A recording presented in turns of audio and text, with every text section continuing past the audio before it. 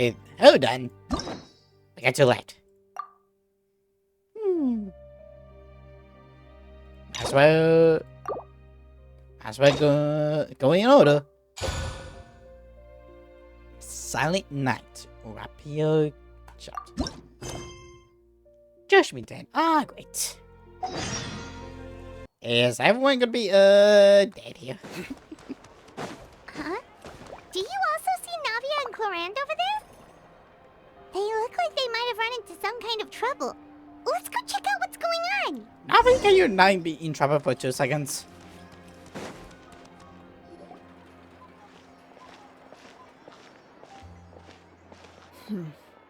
Still no dice? Not at all. And I've asked pretty much everyone in the court of Fontaine already. Lynette's ears drooped as soon as she heard that we'd have to be out and about for days on end. And Fremine, he hid himself under his helmet as soon as he realized there'd be people around that he didn't know. What about Chiori and Charlotte? I feel like both of them would be more than up to it. I've asked them already, but they're both pretty busy right now. I just gave the members of the Spina a few days off, too, so I don't want to bother them either. This is getting pretty difficult. Aye. Navia, Clorand, what's up? Oh my. Well, if it isn't my dear partners. How are you all doing? Huh. Navia? Huh? Oh, you mean... Yep, this is our chance. What are you gonna do? Do you need our help with something? Oh, precisely. My dear partners, we've got a huge problem right now that only you can solve. Whoa, for real? Absolutely. We've already exhausted all our other options. What kind of problem? Traveler, Paimon, would you join us and play Marechaussee Hunter Judgment Day? Ah. Marechaussee what now? It's a new game script by the Tabletop Troupe, a local roleplay adventure club. Ever heard of the Tabletop Troupe? They put out games that allow you to participate in a story and roleplay characters with your friends. Oh, I've loved their stuff ever since I was a kid. That sounds super interesting. Clorand and I are both veteran members of the club. Recently, someone came up with a new script and was looking for people to help playtest it for them. And when they asked, of course I couldn't refuse. I mean, come on, a brand new script? Nope. Generally speaking, scripts at that level of development have a lot of issues, but I think this one is pretty solid. The author obviously put a lot of work into the story, and the world building is also quite credible. Whoa. I know I was the one that handed you the script, but some of us haven't read it yet. No spoilers, please. Yeah, you really ruined the mood. Anyway, the script calls for a team of 4. Ah, yes. We're missing one final player right now. You're right, that's a big problem. So, you're saying you'll help us out? I knew I could count on you, partner. You just slip a game. Paimon and the Traveler are kind of a package deal. Is that okay? That's not a problem. I'll adjust the pace based on the actual number of players and ensure that everyone has a good time. Well, Traveler, what do you think? Wanna play?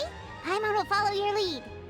I'm in for a quest game. Well, that Script. solves our problem. You have our thanks. Woohoo! I'll go grab the script manager from the club right away. The script manager? Didn't you just say that you gave Clorand the script? The club introduced a completely new kind of gameplay for the script. In this iteration, the Game Master's version of the script is incomplete. The script manager provides the next part of the script only after players have completed the current list of objectives. On top of that, in order to increase player immersion, the club has created some of the story's sets and scenes in real life. We'll only know where we should go once the script manager reveals the starting location. Wow, you're right. Whoever wrote this script really did put in a lot of work. And it's got a real healthy amount of suspense, right? I mean, even the GM doesn't know how the story will end. I look forward to experiencing it with you all. Why don't you go meet up with the others first? They should all be waiting at Chioria Boutique. I'll come over with the script manager as soon as I find them. Sounds good. Remember to always watch where you're going, and don't rush. You say that that like I'm 6 years old or something. Let me think. What kind of character should I play this time? I just hope you'll pick up some useful skills this time. Oh, and stop trying to persuade every animal you come across. Sally Knight. Meet up with the other side, Joey Boutique. And we're just done with our quest. Lynette and Orina. I'm sure that's good. Sorry to keep you waiting. Ah, you're back! Huh? And you've got the Traveler and Paimon with you too! What a pleasant surprise. I assume you'll be joining us for the game then? Linny, Farina! Paimon didn't know you were playing too. Are you also members of the tabletop troupe? Hey, you two. I'm more of a casual member, if anything. I haven't taken part in many formal club activities. Lynette, Fremine, and I play something similar at the Hotel Bouffe Tété sometimes, but I'm usually the GM. Still, I'm sure it'll be fun being a player for the first time. I'm looking forward to it. Well, I'm not a member of the club at all. Clarion simply woke me up first thing this morning, said there was a good script worth experiencing, and asked if I wanted in. If you're interested, I can give you a referral. That should give you a 40% discount on membership fees. I think I'll wait to see how this experience plays out first, especially when it comes to the quality of the script. If it's sufficiently fun, then I'll join. Do you participate in a lot of tabletop troupe activities, Clarion? You could say that. She's actually one of the few senior game masters of the troupe. Right. I knew about that even when she was still my subordinate. Oh, It's nothing. Really, just a small hobby of mine. Wow. Paimon's so used to seeing you be all upstanding and intimidating as the champion duelist. It's kind of hard to imagine you role-playing with a bunch of friends. do we have to submit a duel request to you? Surely you jest. I would never intentionally make things difficult for my players. I maintain a clear boundary between my professional and personal lives. The me you see at court represents the law and order of Fontaine.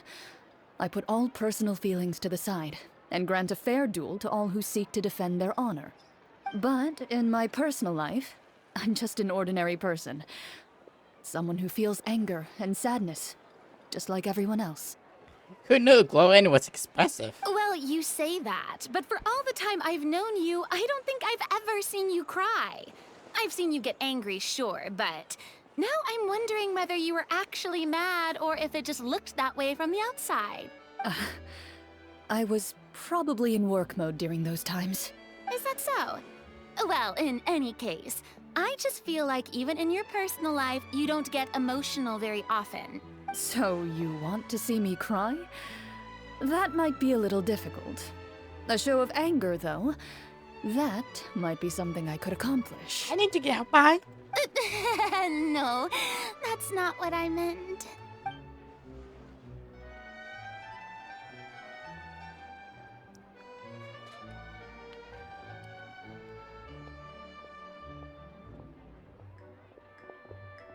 I'm back! Here, allow me to introduce you to the script manager, Mr. Florian. Pleasure to meet you all. Hello. Wait, are you a champion duelist too, Mr. Florian? Oh, no. This is just the costume provided by the club. I occasionally play a few of the roles in my scripts. That sounds like a lot of work. It's nothing. It's the least we can do to give the players a more immersive experience. Anyway, allow me to give you a brief introduction of the script. This script was adapted from the real history of the Marechaussee Hunters. You all will play the role of hunters from a bygone era and resolve a series of events unfolding in the capital. Paimon's not super familiar with the history of the Marechaussee Hunters. Is that a problem? Oh, no problem at all. I can give you a brief rundown. So, basically, Marechaussee Hunters were people who dedicated themselves to hunting monsters and protecting the city by using a special swordsmanship technique passed down over generations. Their story can be traced back to the ancient Remurian dynasty, as well as the first hunter, Cassiodor. But I'll leave the finer details for you to seek out and discover later. Just enough so we can actually figure out as we go on. And I'll provide additional commentary as the story progresses. In that case, brave hunters, are you ready to set out on an unknown adventure? Yeah! Whoa, just one sentence and it's like we're in the story already! Aha, I see many a determined gaze before me. Very well, head over to this location and begin your heroic journey. So, as we follow the story, it leads us to specific scenes? Ooh, sounds pretty innovative. What does the message in the envelope say? It's the exact location of the scene, as well as the formal permission to use the venue. Huh, seems like they have everything prepared. Please check all your belongings, everyone, and make sure you haven't forgotten anything. Once you're ready, please follow me to the designated location. Sounds good! Hunter Squad, move out! Okay, I need to make sure I have everything.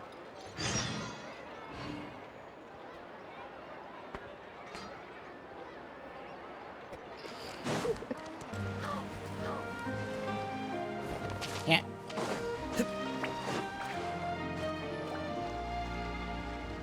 Whoa, they really have thought of everything. Even the Fatometer is here and ready to go for us. The Fatometer. What's that? It's a card that's used to determine action success or failure. We'll need to use it when we try to use certain skills. And what about all the dessert and tea? Is that for us as well? That's what the message said. Oh, really? That's so nice. It feels just like a tea party with friends. Those snacks have Paimon's name written all over them! I think you might be more of a snack hunter than a Marashose hunter, Paimon. Snack Hunter Paimon reported for duty! If there are delicious snacks to be found, Paimon will track down every last one! The desserts are great. But I'm still looking forward to the story more than anything. Very fair. Then, let us begin. First, please pick up the blank character cards in front of you, and write down your name and profession. You can find an abbreviated version of the rules printed on the back of your character card. If you have any questions, feel free to ask me. In this story, everyone is a Marashose hunter. To reflect this, the club has prepared a small badge for everyone. Ooh, nice! As hunters, you have proficiency in swordsmanship and fighting by default, so there's no need to allocate any additional skill points to those areas. Swordsmanship? So there's a fighting part to all of this? Paimon's not sure she can do all that on her own. Maybe Paimon can just stick with you? Why don't you share a character card then? The Traveler will be the Marashose hunter, and you can be his little floating assistant. Kinda like in real life. Ah, yes. Even in this section, I can never skip from you. So, for the name, do I fill it out with the name of my character? Yep. It can be any name you like. You can use your real name too if you want.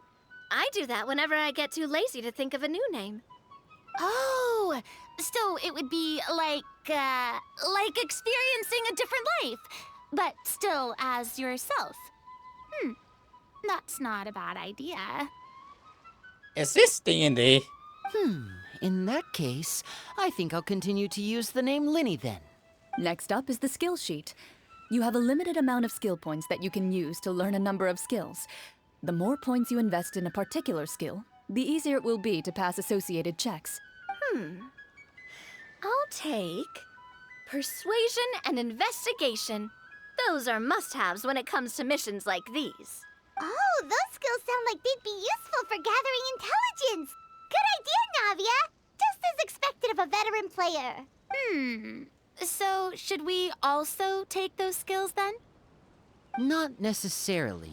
Since we're working together as a team, we could leave the negotiations to Navia and use our skill points to pick up other useful skills. For example, I think I'll take stealth and sleight of hand. That will give us more options if we run into any situations we can't negotiate our way out of. Oh, interesting. I wasn't thinking about it like that. I suppose it's not so different from an acting troupe. Everyone has their own role to play. Let me see. I'll take arts and and performance. I'm not quite sure what use they'll be, but I'm not as knowledgeable about the other skills, and I am not too confident I'd be able to roleplay them well. Well, that leaves us. What do you want to learn, Traveler? Ooh. Let's take medicine Ooh, so you want to help people when they're injured. That's nice of you. and learn insight. Oh, something that'll help you get a read on other people's thoughts. Sounds useful. So what do you think? Are you sure you want to learn these 2 skills? Yeah, I mean, those two are pretty good. Let's see. Oh, looks like you each have enough points to choose one final skill. You've all picked such classic skills.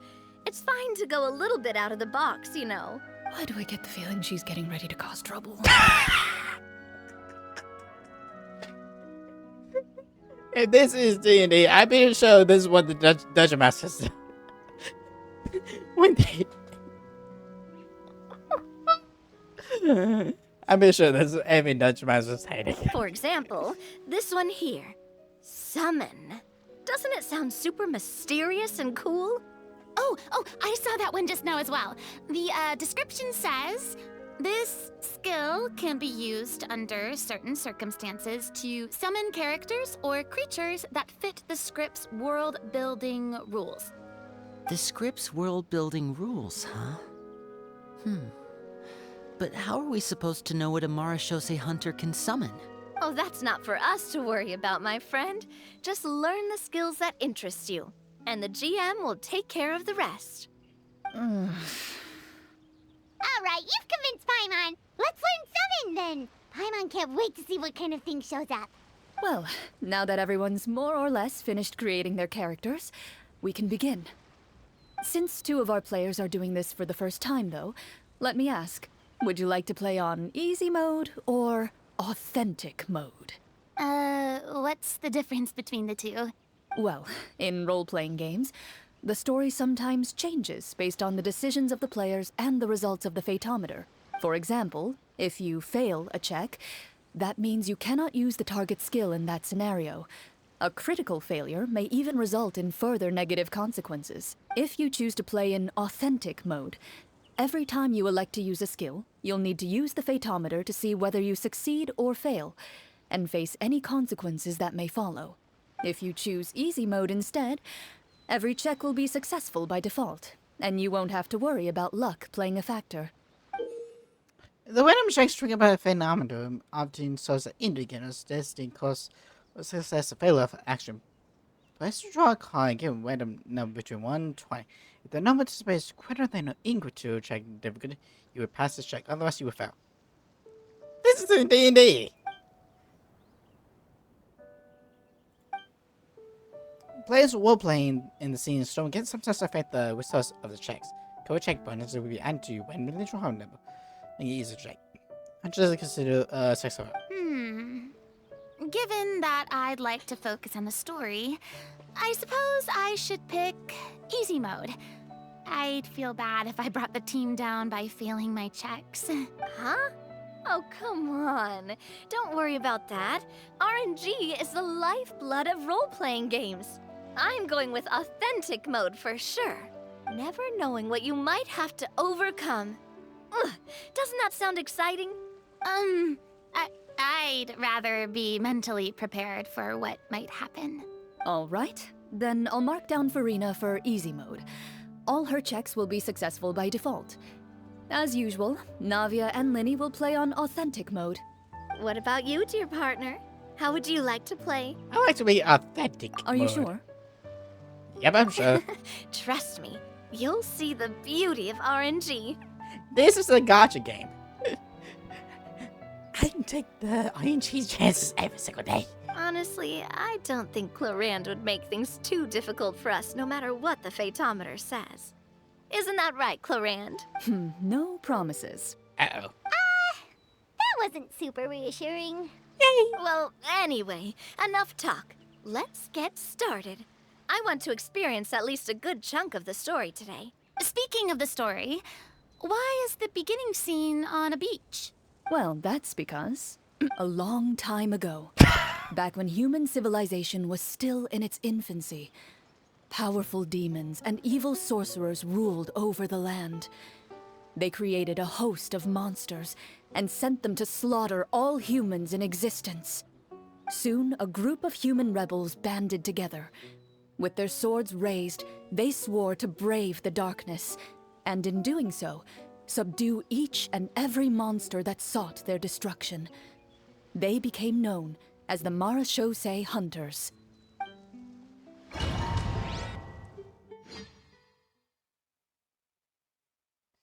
Now, if only we can get this in effect. I would love it.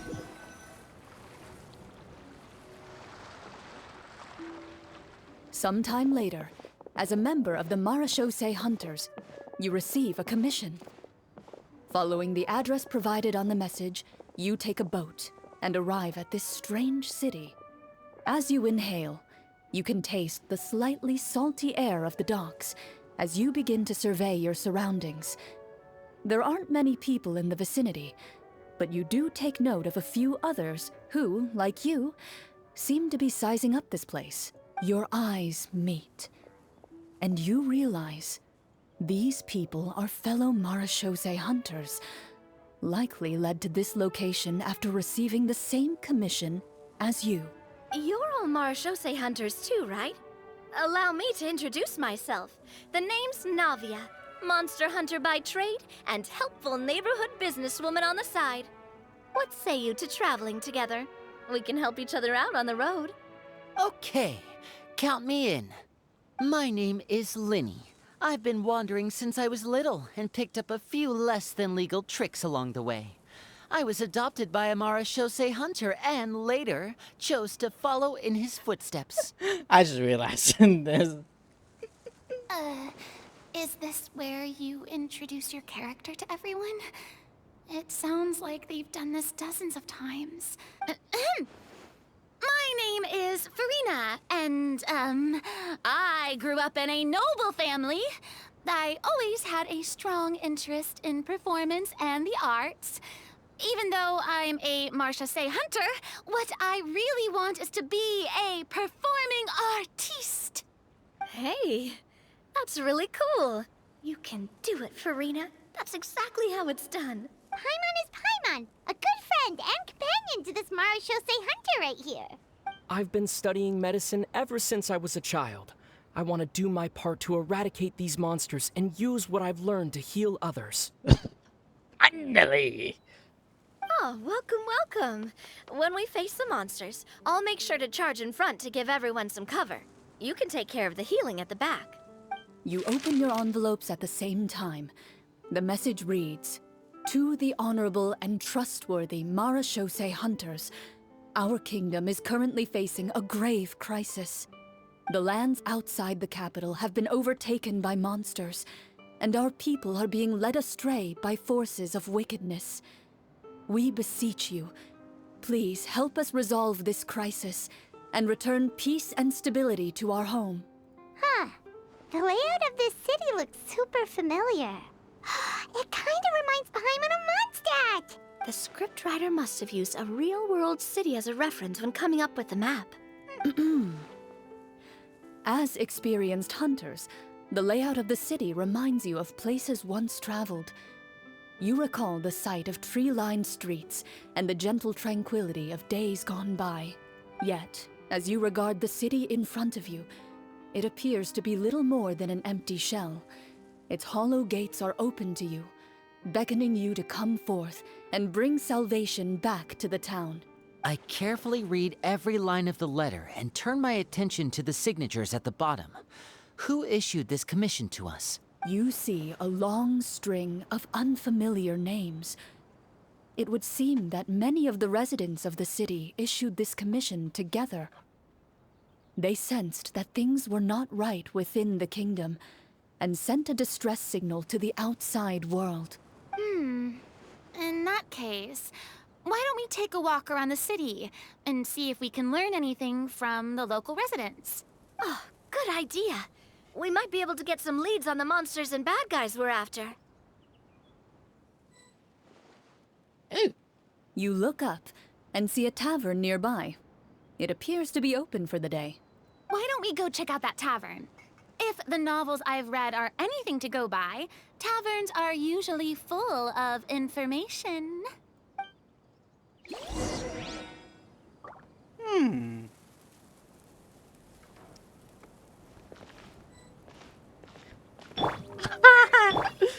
The better question is, would this team be any good? That fall. As you approach the tavern, you find a plainly dressed woman standing nearby. She appears to be rather troubled about something. All like drunk.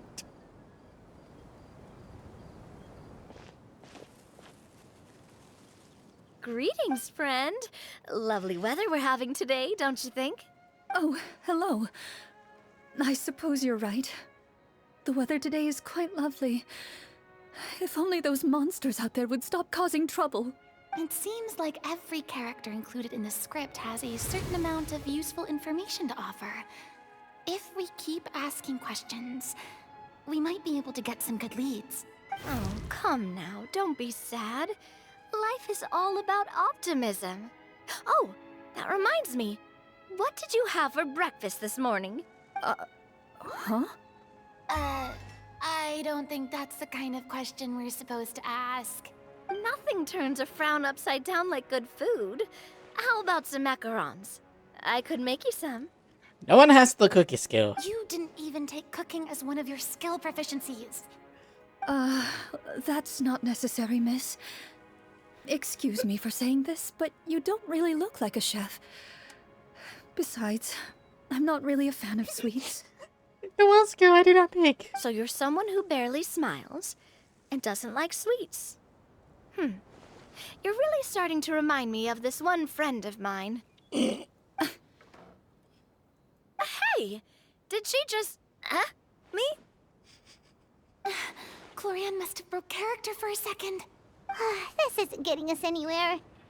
Traveler, maybe you can think of something. I'd like to do an inside check to see what's troubling The her. results of insight checks aren't disclosed to the players, so I'll be the one consulting the photometer.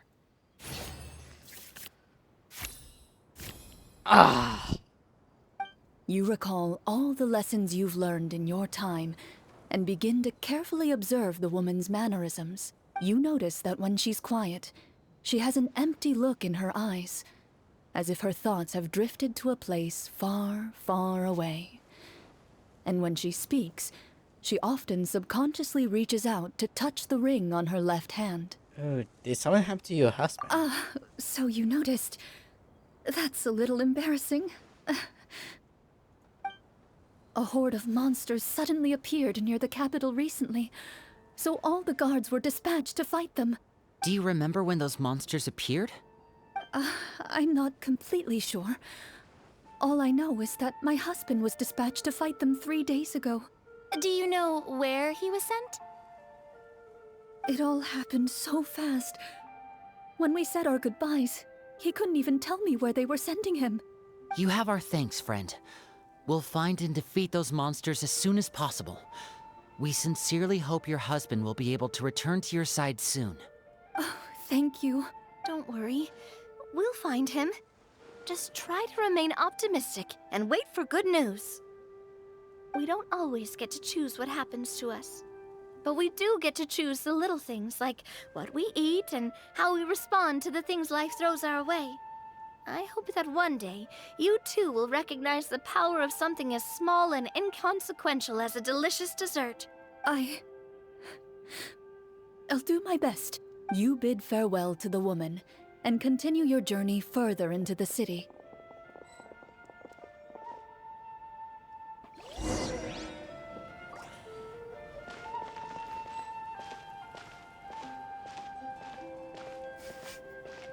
This is like the need.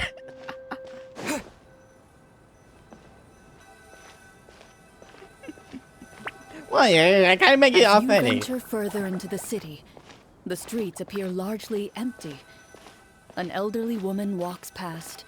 You see her shake her head as she puts away her wrinkled wallet. A nearby merchant folds his arms and gives you a disdainful look.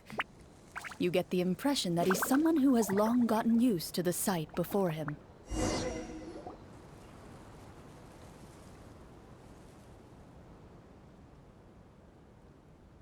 Although he doesn't seem very friendly, merchants are usually a good source of information, right? Pardon me, sir. I'd like to ask a question if I may. That depends. How much are you willing to pay? How about this much? What do you take me for? Some lowly beggar? You can't even buy half an onion with that amount. Surely an onion can't be that expensive, right? What do you know? War's nearly upon us. Everything costs several times what it did before. If you're not gonna buy anything, then scram. Whoa, what a nasty guy. Maybe we shouldn't even bother talking to him. But he still might have information we need. Traveler, can you think of something? Lenny, you up? Okay, while everyone is talking, I secretly use my magic props to summon a bottle of wine without the merchant noticing.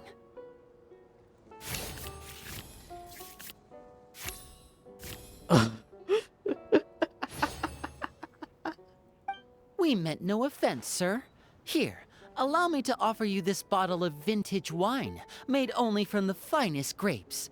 I'll just leave it here. Please, enjoy it at your leisure. I should mention that this wine is the perfect accompaniment to a meal. I'd suggest enjoying it with dinner. All right. Go on and ask. What do you want to know? Do you have any information on the monsters or the crisis that has overtaken the kingdom? Crisis. If you ask me, there's a crisis everywhere you look. Those monsters are camped outside the city, and they've been destroying all our trade routes. We have limited reserves within the city, so if this continues, we're all gonna be in big trouble. Wait, you're saying no one has put a plan in place to distribute supplies or maintain order? We could all starve, and those nobles in the palace wouldn't even break a sweat. Who knows? Maybe they've been in cahoots with the monsters all along. I doubt it. That is concerning. Thank you, sir. We won't take up any more of your time now.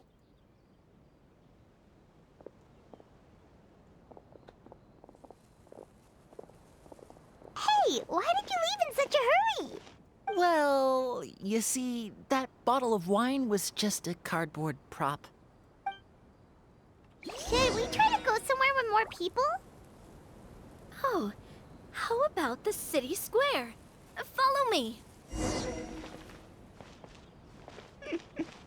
And look at David Catherine, and look at that. Wow. Where's the fountain? Where is it? Before you lies the city's central square. You see a man with a slightly anxious look on his face, pacing back and forth, his head hanging low. He doesn't seem to notice your approach. Still immersed in his own thoughts, he shakes his head and lets out a long sigh. This guy seems promising enough. Maybe I can get some information out of him. Hello, sir. Is there anything I can do to help you? Wait, you're... I'm... Oh, dear goodness! You're a Marechaussee hunter! You recognize us? Are you one of the people who wrote the commission letter? Yes! Oh, I didn't expect you to actually come. Oh, what great news! The city is saved! What happened here? Alas, we once lived comfortable, carefree lives. This city used to be free of monsters. The first Marechaussee hunter, Casiodor, the Golden Hunter, he was the one who drove them back. However, monsters have once again surrounded the city. Perhaps the seal that kept them at bay has lost its power. Or perhaps an evil sorcerer has been meddling in our affairs. All I know for sure is that their return has stripped the city of any chance at peace. Are there not enough soldiers to drive them out? It's not a question of numbers. The guards simply have no idea how to deal with them. Most people my age have never even seen one of the monsters. much less been trained to fight against them. What's worse, many of us don't even know the history of the Marachose hunters anymore. When I was a child, though, my grandfather would tell me stories about how the Marachose hunters drove back the monsters. So, on the off chance that something might come of it, I decided to reach out to you. To be perfectly honest, I was starting to think all those stories were just tall tales. But now that I've seen you in person, I finally know that it was true! Well, you can rest easy, friend. The righteous and formidable Marachose hunters are on the case. The man is touched by your determination and resolve. His eyes begin to well with tears of relief. Still, if we are going to hunt the monsters, we need to know where to find them. Can you give us any leads? All I know is that the area outside the city is dangerous. I'm afraid I can't point you toward a specific location. Oh, although, if you leave the capital through the main gate and follow the road, you should run into a group of guards. They might know more about where to find the monsters. I see. We'll go look for them then. All right, be careful. Oh, and one last thing. The monsters outside the city are just part of the problem. There are evil sorcerers inside the city as well, so be on your guard. They're actively working with the monsters, and have corrupted the court ministers with malicious magic. They're the reason why, even inside the city, everything has been a giant mess. Even one of our kindest ministers has turned into a boorish and unreasonable figure, interested in nothing but enacting laws that exploit the people. Who knows how much longer we'll be able to go on like this. Talk about being stuck between a rock and a hard place. I feel bad for him. Maybe we should try to cheer him up? Frida could sing him a song. Like, now? Is this really the right time? I appreciate your kindness, but for now, it's more important to focus on the crisis at hand. Brave hunters, I leave the future of this kingdom to you. If I understood correctly, there are currently 2 problems in the kingdom that need solving, right? Exactly. We need to defeat the monsters outside the city and take down the evil sorcerer stirring up trouble from within. But which problem should we tackle first? Well, this seems like a good moment for a break. Take some time and discuss what you want to do. Let me know when you've made your decision. I really didn't expect the people in the city to keep us at arm's length like that. I totally thought the hunters would be treated like heroes. It's still beginning on the story. Well, Clarence said the script took cues from the real history of Fontaine, right? Maybe the real-life Marachose hunters were also treated like that. I wouldn't say it's a perfect representation of history, but there are definitely some similarities. Would you like to hear more about it? Sure. As long as it doesn't spoil anything in the script. You brought up bits and pieces of the hunter's history before, but it was all in passing. Paimon wants to know too! The hunters were super powerful, right? Were they all from a special line of supernatural beings or something? Kind of like the yokai in Inazuma? I doubt it. No. All Marachose hunters were ordinary mortal fighters. The only thing that set them apart were the special sword techniques passed down over the centuries. Huh? So you mean anyone could become a Marachose hunter? In theory, yes. All you would need to do is survive the rigorous training and master the swordsmanship techniques required to fight the monsters. Still, most people dropped out at the early stages, and others called it quits the minute they saw a monster in person. To become a hunter, you must be strong in both body and mind. What kind of monsters did the hunters fight exactly? Oh, and the evil sorcerer the script mentions. Did they exist in real life too? The land of Fontaine once played host to an ancient dynasty known as Remuria. After that dynasty fell, monsters began to appear, intent on obstructing humans from establishing a new social order. One of the ancient sorcerers of Remuria used his power to assemble a formidable army of golems. He sought to use that force to establish himself as king. Now wait a second. Don't tell me that guy was the inspiration for the evil sorcerer in the script. We still haven't found any in-game information on him yet. So, why don't you talk about someone else for now? Well, I wasn't planning on going into anything you might be able to find out in the game. But if you want me to talk about something else, then How about Casiodor, the Golden Hunter? Or Egeria, the ex-Hydro Archon? Wait, but those people are all from a super long time ago. Where did you learn all this, Cloran? From my master. By master, you mean Miss Petronia? Is someone you know? Absolutely. Miss Petronia and my father were good friends. Back in the day, she would often bring Clorand over to play, but then... Let's not get off topic. Anyway, back to what I was saying. Responding to Egeria's call, a number of warriors followed Casiodor into battle against the monsters. This group of warriors, under Casiodor's leadership, became known as the Marechaussee Hunters. Yet, as Fontaine entered an era of peace, their work gradually became obsolete. The Marechaussee Phantom, originally an association made up of hunters, eventually came to be predominantly comprised of Melusines. Ah, I see. That explains why most of the people in the script have forgotten the hunters or think of them as nothing more than a legend. Is that really a bad thing, though? It can get tough always being the one shouldering everyone's expectations. Depends on who you ask, I suppose. If the name of the organization no longer commands respect, investigative work is bound to suffer. Speaking of investigations, which problem should we tackle first? Monsters or evil sorcerer? I vote monsters. That's the main duty of the hunters, right? We can come back to the sorcerer later. Well said, Miss Farina.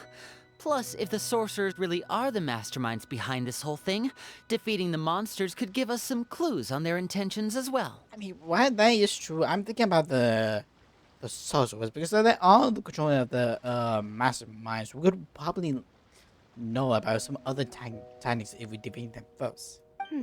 What about you, partner? What do you think? Seems the sorcerer problem seems pretty important. I mean, you're not wrong.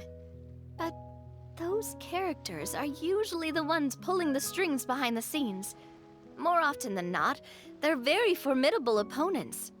Going after them now might be jumping the gun a little bit. We don't want a total party kill on the first day, right? With Clorand as the GM, I wouldn't rule out the possibility. You persuaded me. Then it's settled. Let's go hunt some monsters. All right. After some discussion, you decide to turn around and head out of the city. Let's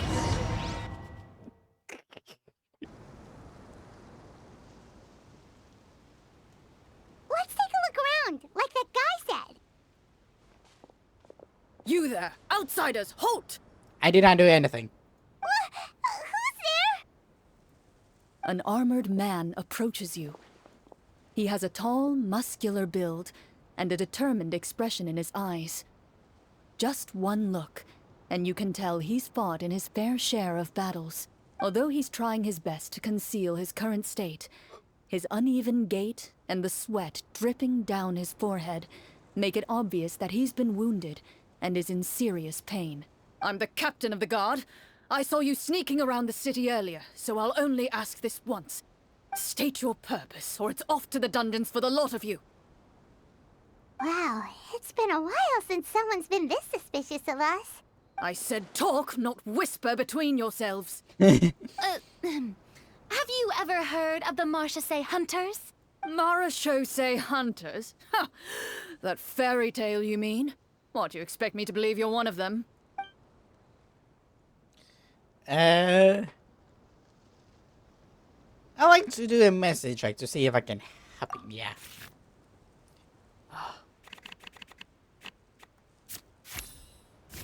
Oh, 16!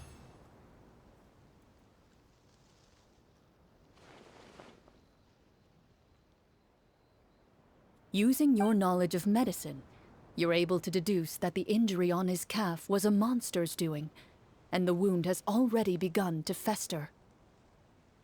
As you check him over, he looks at you with suspicion and retracts his injured leg further back. I'm a doctor by trade. Please, let me redress your wound.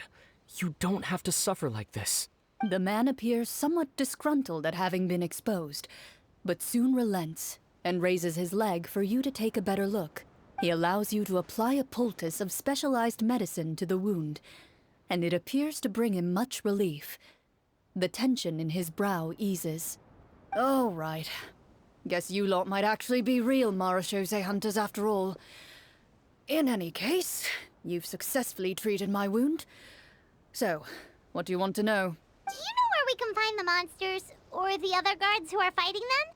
He informs you of the various locations where monsters have appeared. He looks in that general direction with a pained gaze, as if a thin, invisible thread is pulling on his wound. Some of our new recruits have never even dealt with a petty thief, and now they're out there fighting monsters. If it weren't for this cursed leg. Oh, please, sir. Don't get too worked up. You need to focus on your recovery. Just leave the monsters to us.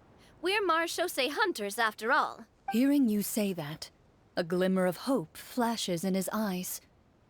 But it disappears almost as quickly as it came. Those monsters aren't easy to deal with. But if you insist on going, I won't stop you either.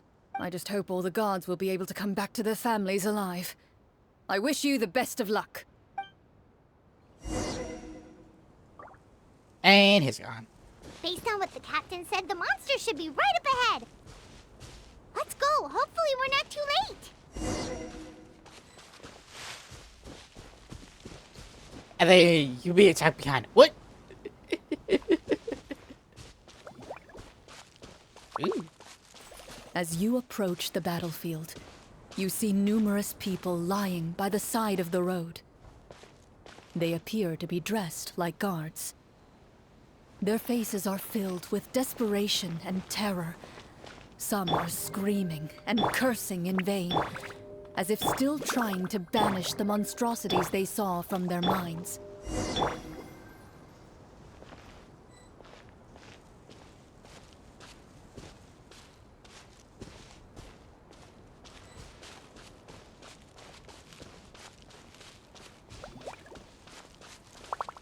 A few of the wounded look up at you in shock and disbelief.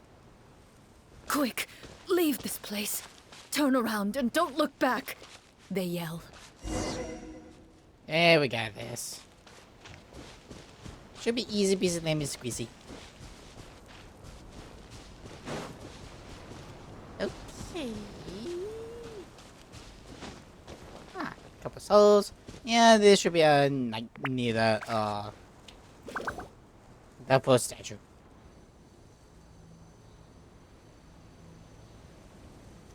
This is the place he mentioned, right?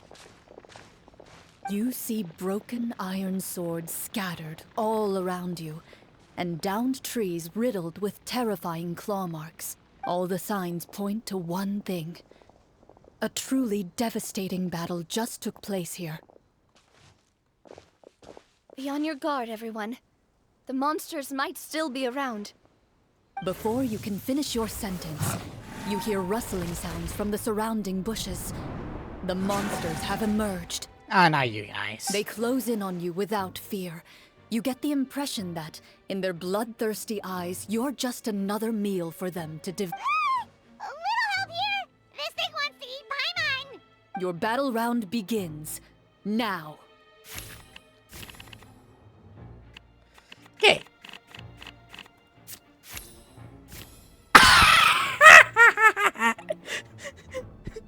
Go for other things. Terrible for combat. Means unchanged.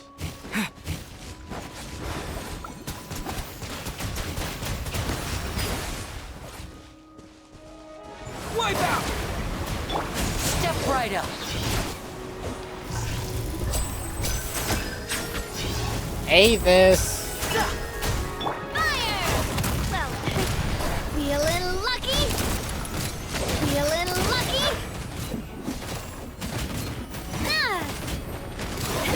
Hiya! The next battle round begins now. It's got your name on it. Here comes the finale.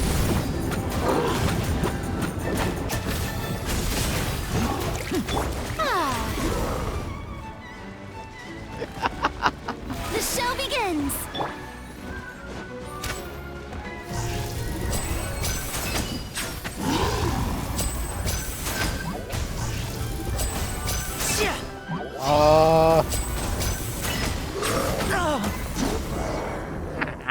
hoping. The monsters let out a terrifying roar of anger and resentment before dissipating into thin air. Ugh, thank goodness it's over.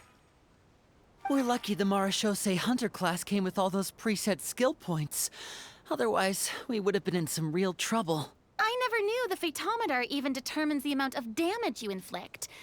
If you get unlucky, isn't it just game over right then and there? That's part of the fun. The uncertainty of fate is what gives these games their appeal. Just as you begin to celebrate your victory, a suspicious lump on the ground catches your attention. A suspicious lump. Wait, could it be the thing that appears after every battle? I walk up to it, crouch down, and begin to carefully examine it. I've still got my right glove on, so it should be fine for me to touch it, right? As you investigate the mound, you discover that the exposed portion appears to be made of wood. It was previously obscured by the large form of the monsters. With the monsters gone, the small protrusion now awaits your discovery, poking out of the ground like a shy flower bud. Whoa, it's a treasure chest! Let's dig it up. Dig a hole, dig a hole, dig a hole, dig a hole, dig a hole.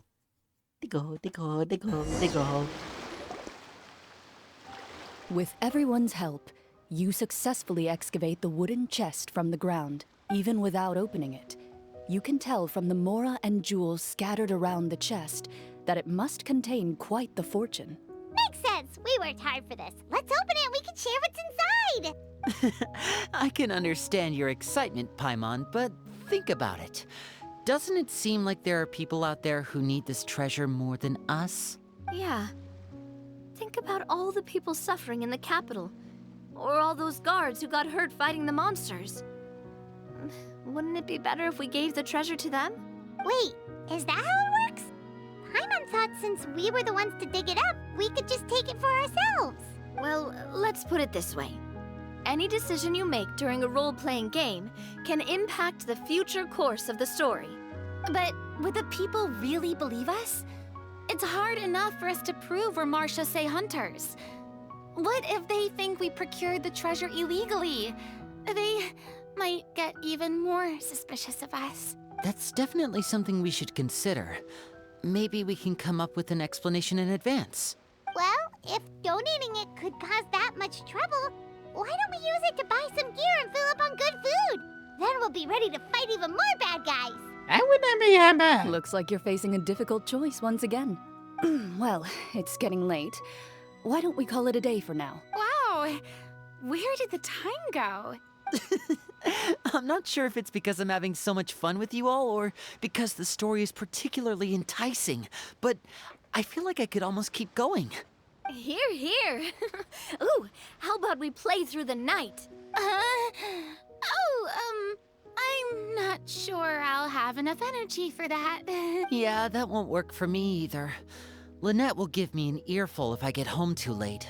I understand how you feel, Navia, but we have to change venues for the next part of the story anyway. Huh? Another location? Mm-hmm. There's a special note for the GM at the end of this section that says to proceed to an indoor set for the next part of the script. Whoa, they really pulled out all the stops for this new script. Well, even if we end the game for the day, we can still stay a little longer and hear Cloran finish her story, right? Paimon wants to hear more about the history of the Hunters. Something tells me you just want to finish the free desserts before we break for the day. That's just a coincidence, okay? Besides, to Paimon, not finishing free food feels even worse than having to buy her own. And anyway, Paimon really does want to hear more about Cloran's master. Well, It's getting not to finish it. It's nothing. I appreciate the concern, but it's all in the past. It won't do any harm to share these things now.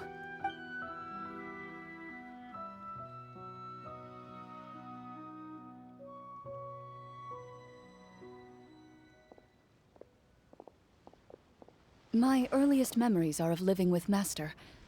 According to her, she saved me from certain people of ill repute. My birth parents had left me behind some time before that. What a heavy beginning for a life story. Master was a fascinating individual, if inexperienced in the ways of raising children. My first ever toy was a short sword. Although I suppose it wasn't so much a toy as something Master removed from her waist and handed to a noisy child in need of distraction. Oh wait, so she handed an actual sword to a child? Isn't that dangerous? Did you hurt yourself? It was wooden. Of course I did. I cut my palm and bled quite a lot. But Master was not concerned. She just stood there and casually lectured me about it. See, that's what you get for not holding the sword properly, she told me. She then crouched down next to me and said, "Give me your hand. I'll teach you to bandage this wound. After that, it's time to learn how to truly hold a blade." Excuse me for asking this, Clorinde, but how old were you exactly when all this happened? Probably around, 3, give or take. 3. 3? Isn't that when most kids are still struggling to hold a fork? As I said, Master was rather inexperienced in the ways of raising children. She believed trial and error was the best way to teach a child what they're capable of. She's not wrong. I'm not so sure this is a question of experience. I didn't see anything wrong with her ways at the time. And anyway, children don't get to choose how they're raised. Oh, she did bring me back a pet from Liyue once. It was a Geovishap hatchling. Louie, I was an idiot. A Geovishap hatchling? For a pet? That seems even more dangerous. What she said was this: make sure to get along, you two. If you really can't agree on something, just settle it with a fight. Whoever loses is the real pet. And how old were you when this happened? 5. Well, did she win? No, I lost. So you're saying you actually became the Geovishap's pet? Yes, but only for a week. By the end of that week, I defeated it in combat, and we've shared a cordial relationship ever since. That really doesn't sound like the kind of childhood someone should have. Later on, I gradually understood that Master most likely didn't know any other way to raise a child. She was a Marachose hunter, but I never heard her bring up her own parents. Thanks to her, I learned how to navigate the forest by the age of 6, and could hunt monsters in the wild by myself the year after that. Even though the training she subjected me to was strict, she always made sure to take me traveling when she had the time. We met many of her friends during those days. That was also how I met Mr. Callis and his family. I still remember the first time we met. You were too scared to join our picnic and hid behind Ms. Petronia the whole time. I still hadn't really met many children my age at that time, so I didn't know how to interact with others. After that, though, you started coming over a lot. You loved challenging people to shooting competitions, remember? I don't think many members of the Spina ever beat you in one of those. I had a lot of fun during those days. I enjoyed them too. Oh, do you remember that one time we went exploring around the Spina together? We overheard Papa call your master Fontaine's Protector of Justice. We tried to pretend like we never heard anything, but you nearly let it slip that one time. Protector of Justice? Oh, wait, you mean that vigilante hero from 20 years ago? The one who is always active at night? Yep, that would be her. She often would put on a black cloak and go out at night. I never knew where she went or what she was doing. Until, like Navia said, we overheard the truth from Mr. Callis that night. 20 years ago, huh? I still remember the guards leaving all kinds of witness reports about her on Nervalette's desk. My apologies. Oh, there's no need to apologize. You had nothing to do with it. And anyway, everything she did was for a good cause. Although, calling herself the Protector of Order was a bit much. Especially when she deliberately operated outside the law. Huh? When did the Protector of Justice become the Protector of Order? Oh, she had a bunch of code names. I heard she would just come up with a name on the spot whenever she was asked. Later on, she probably got sick of answering those questions and decided to stick to just 2.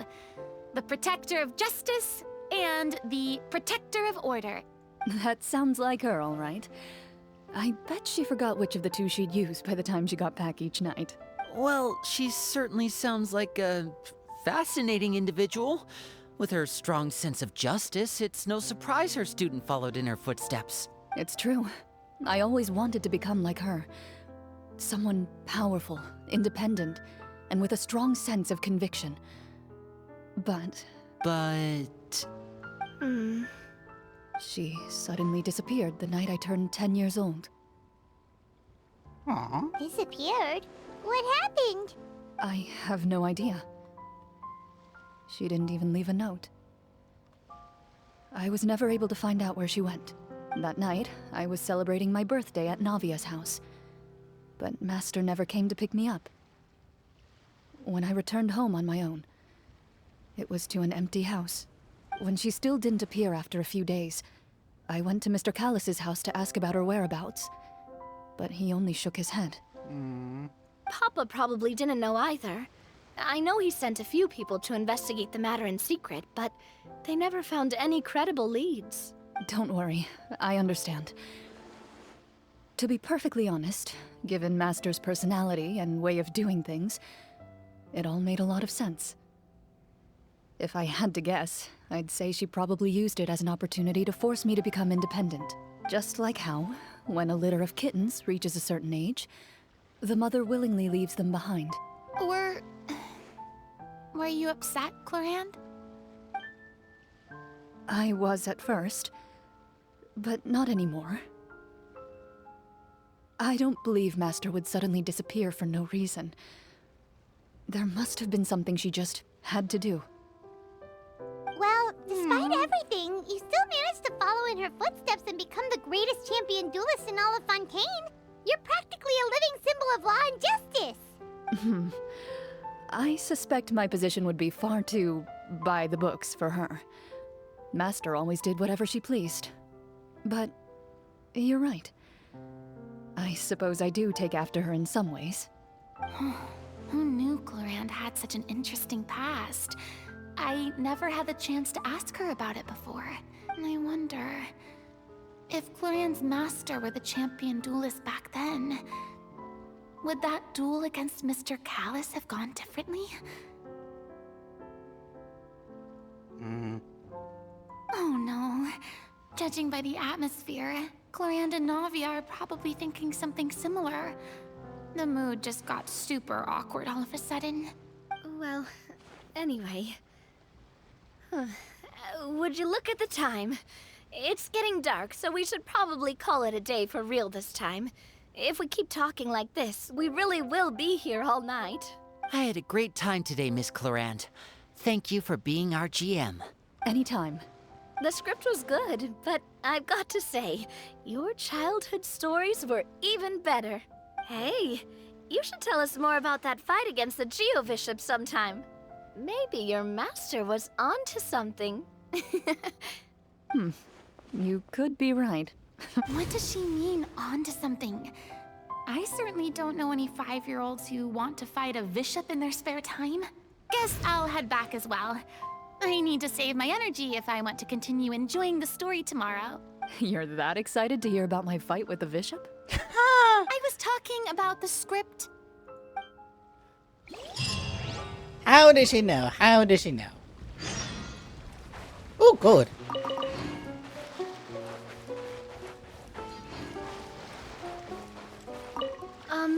Just between the two of us, could you tell me what it was like to be the Geo-Bishop's pet?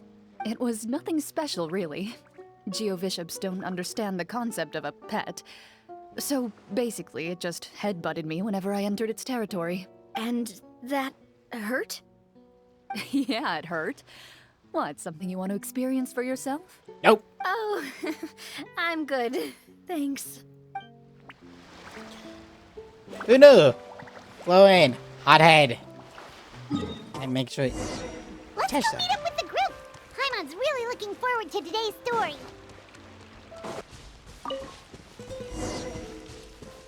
Enter the game venue. Ah.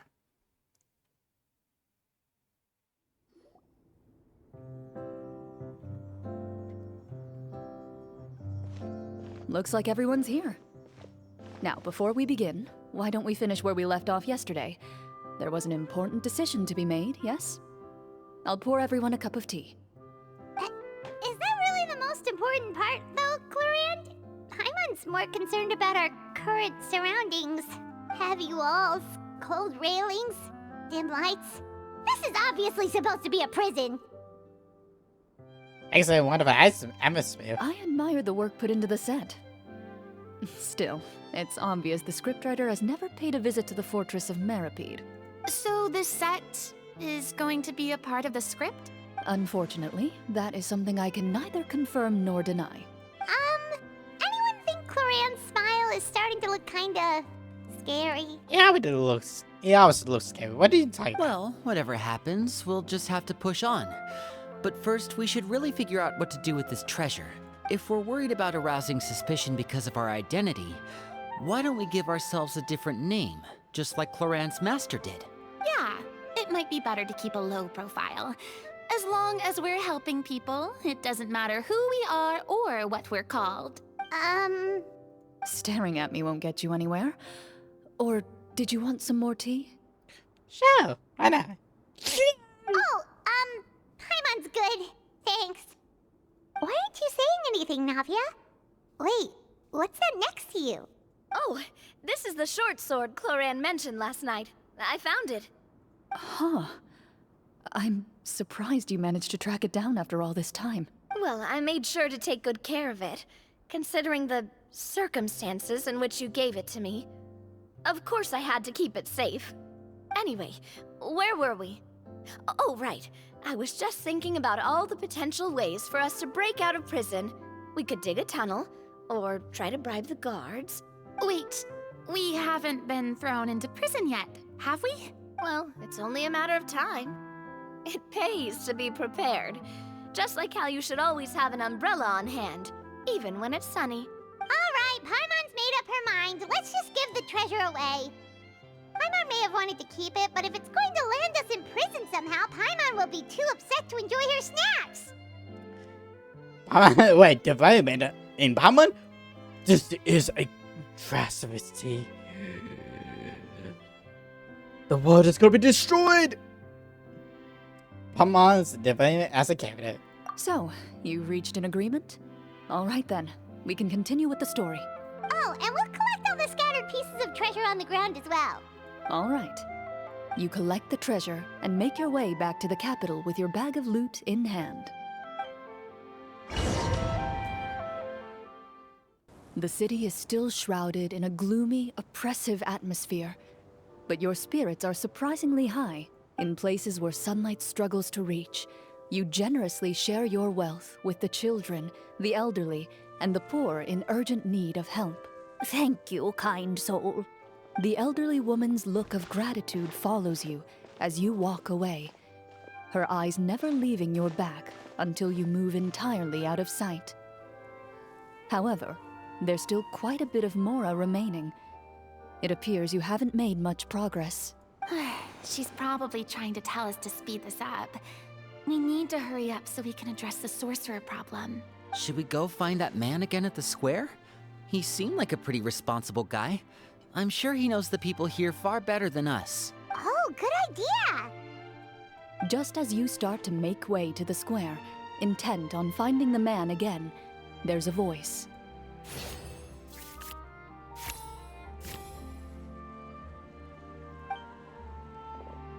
Uh-oh. Please wait, distinguished guests. Several strange guards suddenly call out to you. They run forward to meet you and proceed to politely pay their respects. Greetings, gentlemen. Are we being invited for afternoon tea? Surely you jest, my lady. That would not be our place. It is His Excellency the King who requests to meet with you. Please come with us.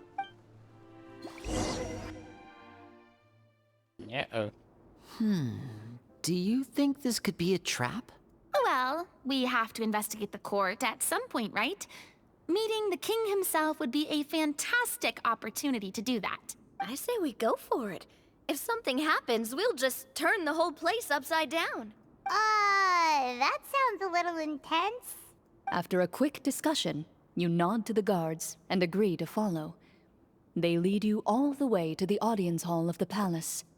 Gilded tables line both sides of the hall.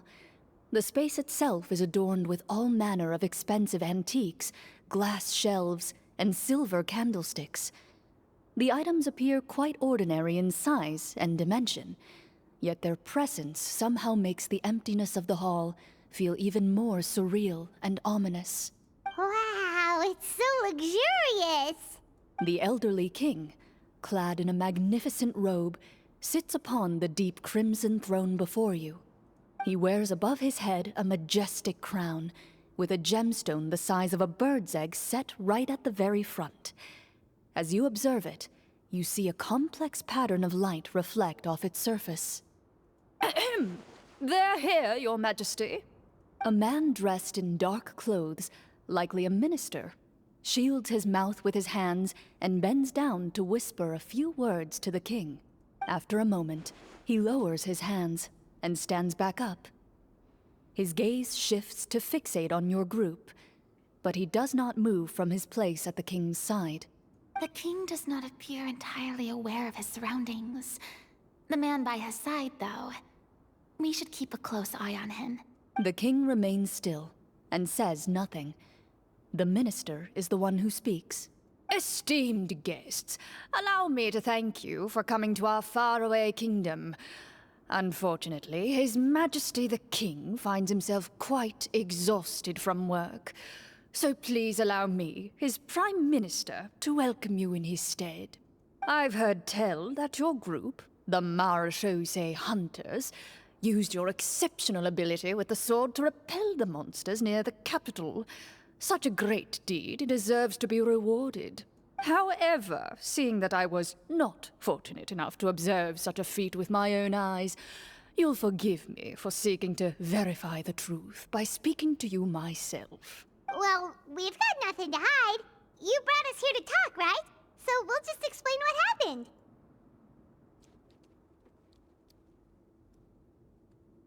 The golem's blades were so powerful, they could cut down trees in a single swipe.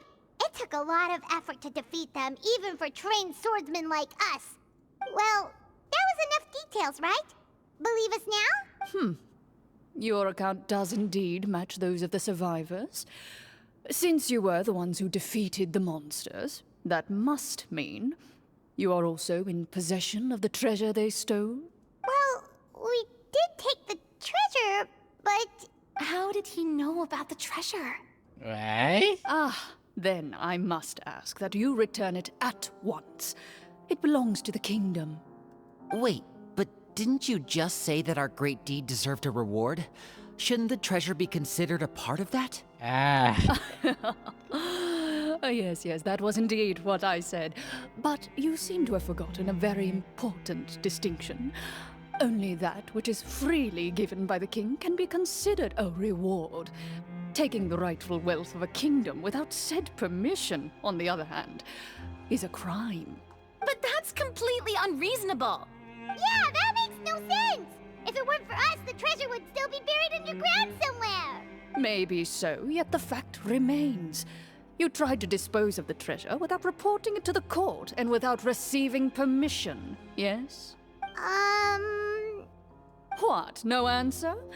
Surely you're not insinuating that you, a group of legendary Marechaussee hunters, sought to take the treasure for yourselves? Well, what about the king? Is he just gonna let this guy talk for him the whole time? Clad in his magnificent robe, the king remains seated, with his hands resting on either side of the throne. His posture is rigid and unmoving. He stares forward with an empty look in his eyes, completely unmoved by the events before him. From the look of things, could the Prime Minister be the evil sorcerer? Or could both the king and the Prime Minister have fallen under the evil sorcerer's control? I would like to observe the number of guards stationed in the hall. The guards in the palace appear fully armed, their expressions solemn. Sensing the tense atmosphere in the room, they stand at the ready, each with a hand placed upon the hilt of their sword, as if prepared to draw their weapons and surround you at a moment's notice. Well, there goes my plan to turn the whole place upside down, I guess. It appears we've been visited by nothing more than a group of ill-intentioned imposters. What a pity. Guards, take them away and throw them in the dungeons. Before I decide your fate, however, I must first determine whether you have any accomplices outside the court. Can't we try to slip away? Or maybe start some kind of riot? But if we try to fight the guards right now... Don't worry. At least we figured out who's behind all this. Let's just play it by ear. If you're scared, Paimon, just hold my hand. You can have mine too. Aw, thanks, you guys. You allow yourself to be led away by guards surrounding you on both sides. It's only when you begin to feel drops of water falling from the dungeon ceiling and smell the stench of death and decay all around you that you finally realize you've stepped into a completely different world. Stay here and don't try anything funny. The guards lock the cell door and leave without looking back. Wait, sir! Your voice echoes through the dark hall, but the only response you receive is the sound of water dripping from the ceiling. No! What should we do now? Carve out a new path of fate with our own two hands, of course. I draw my weapon. You reach toward your waist, but find nothing there. You now recall that your weapons were confiscated before the guards locked you in the cell. The bag of treasure along with them. What about that knife I hid in my boot? When did you hide it in there? When I was thinking about digging a tunnel. Rejected. You failed to inform the GM of this course of action. Moreover, the guards would have conducted a thorough search before throwing you in prison. And the keys to the cell aren't anywhere to be seen? Correct. You don't even feel a lock hole on the cell door. Oh, well, there goes all our plans. Indeed. Huh? Why are you the one saying indeed? Because that statement holds true for me as well. This is where the script ends. What? But that's a terrible ending! Generally speaking, this should be the point where the scriptwriter gives the players some kind of hint, or gives the GM some kind of code for how to move forward. I mean, maybe they just really wanted us to be immersed in the feeling of being in prison? Like, they'll only show us the way out once we've grown truly and utterly desperate? That is a possibility. We still have the summit. If only there were desserts and tea in real prison. Oh, wait, guess it's kind of how the Fortress of Meripede works if you're lucky. Well, Before I forget, Navia, the short sword you had with you earlier, I took a closer look, and the craftsmanship doesn't appear to resemble anything from this era. If I remember correctly, that style was last in vogue several hundred years ago. Wait, Cloran said that sword used to belong to her master, right? Does that mean her master has been alive that long? I doubt it. The way she went about things often made her seem childish more than anything. I'd say the sword was most likely an heirloom passed down over time. Hang on. A precious heirloom passed down to you by your master. And you gave it to me just like that? You weren't worried I might lose it? Master left many things to me when she disappeared. There was the sword, an old key, and a good amount of junk she probably just didn't want to take with her. I gave you the sword back then, because I didn't want our friendship to end. Wait, when did this happen exactly? After the duel. Between Mr. Callis and myself. ouch. In unison. Before that, Clorand would have meals with us and even stay over at the Spina some days. She was on great terms with Papa as well. After the duel, though, there was a period of time where we simply didn't know how to face each other. She entrusted this sword to me, and never came back. We were both sad, and conflicted, and totally overthinking everything as a result. Whenever I looked at this sword, I couldn't help but wonder if Miss Petronia had never introduced us to each other at that picnic. Maybe part of the sadness I was feeling could have been avoided. No. Back then, it felt like I hadn't just lost a father, but a close friend as well. No one can change the past. The most important thing is that you two found your way back to each other and can enjoy things like this together. Yep, you're right. I'm sorry, you two. I didn't mean to bring up any sad memories. Think nothing of it. No one here is at fault. Huh?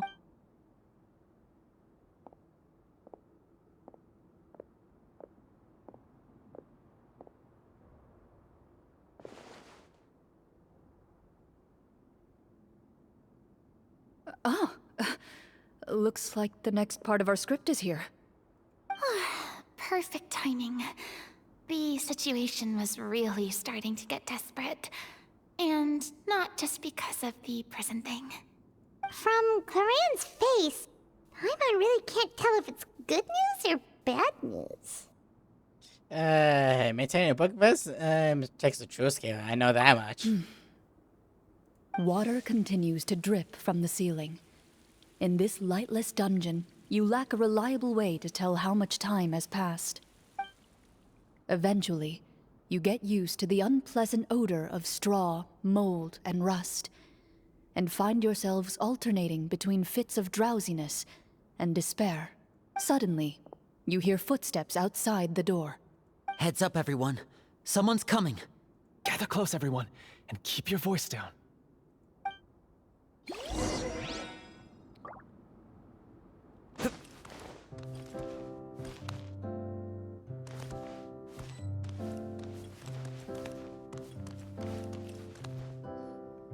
Who are you? I work as a guard in these dungeons, but my true identity is the same as your own. I'm also a Marechaussee hunter. Huh? Shh. I've already sent away the other guards, but if we make too much noise... I understand, but how can we be sure we can trust you? The king has issued a formal decree. In light of the irrefutable proof of your crime, you're to be executed before tomorrow's sunrise. If you want to escape, it has to be now. Executed? We barely did anything! Monsters appearing at the same location as the treasure. Could this entire thing have been a trap? Yep. There will be time for speculation once we're out of here. As for my identity, I have no way to prove that to you just yet. You know, maybe that's actually how, because the king moved the treasure away so he would not have it. Clever. Infiltrating the capital was difficult, and finding a chance to speak with you has taken a lot out of me. I could go on, but I think we can all agree that now is not the time for details. Wait, it doesn't look like there's no other choice. Have you seen our weapons anywhere, sir? Don't worry, I brought them with me. They're just behind the door. Still, these weapons alone won't be enough to defeat the true enemy behind the scenes. His faction is too powerful. The guards are all under his control, and he's even stationed a number of golems in various rooms throughout the palace. To defeat him, you must find a secret vault. It is said that within that vault, the Marechaussee hunters of the past left behind a treasure with the power to defeat the sorcerer. You're not coming with us? No, I'll remain in the dungeons to deal with the guards. I'll try my best to distract them so they don't go after you. As long as my identity is not revealed, I'll be able to aid you when the final battle comes. In that case, please stay safe. Thank you for your concern. I will do my utmost. As for the location of the vault, here, this map should lead you there.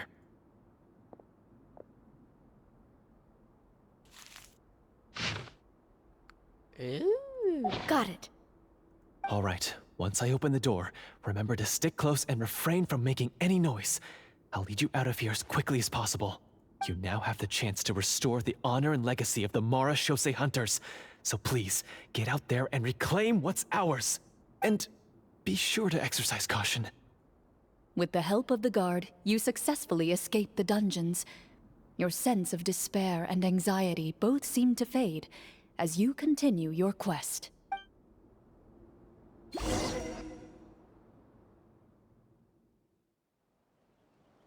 Wait, we didn't get to use our skills at all while we were in prison.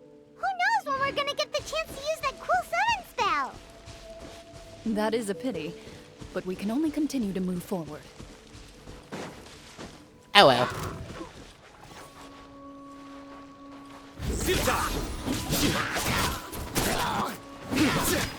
Wind strike! Buddy, really? Really? One. I found something. Found something here, too. Ah.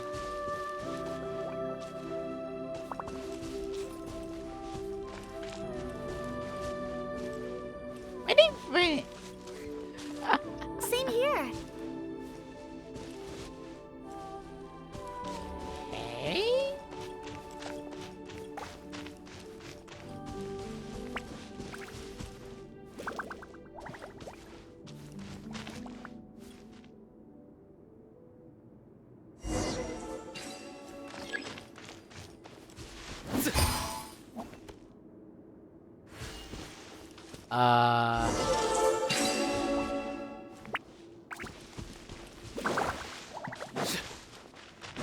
Okay, let me get the droplets.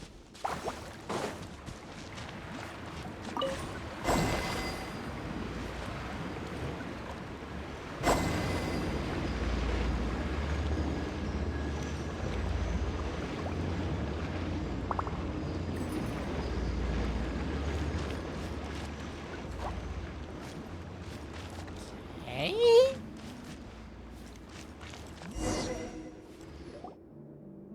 It worked. Something just appeared. Some kind of new mechanism, maybe? By solving the puzzles, you prove yourselves worthy of inheriting the secrets of the past. At the end of each puzzle, you're rewarded with With? a key. Oh, it must be the key to the big door. Huh? This is one of the Marechaussee Hunter keys that are passed down from generation to generation. It looks just like the one Master passed down to me. It is said that 4 keys in total are required to form the final, complete key. And it seems like we just collected 3 of them. That must mean... Huh? What's wrong? You hear a few strange noises. Suddenly, all the torches in the ruin go out at once. Huh? What's going on? Did we fall into another trap? For the sake of immersion, please close your eyes, everyone. Without the torches, the space is now completely dark, and you cannot see anything.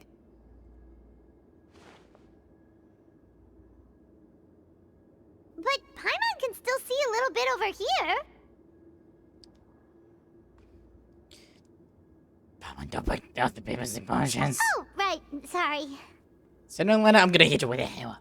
Suddenly, you hear the sound of footsteps pierce through the darkness. There's someone else here?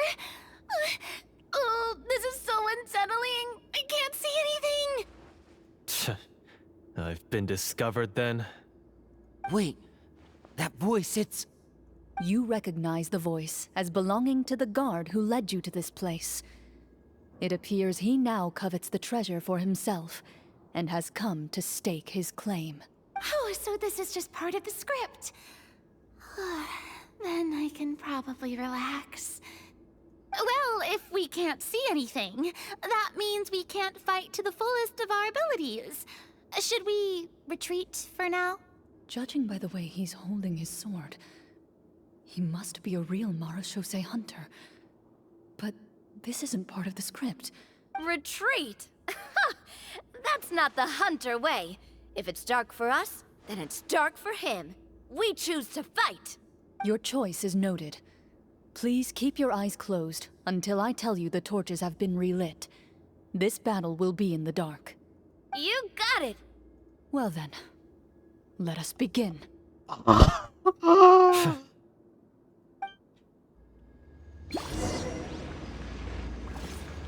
Ah. Really?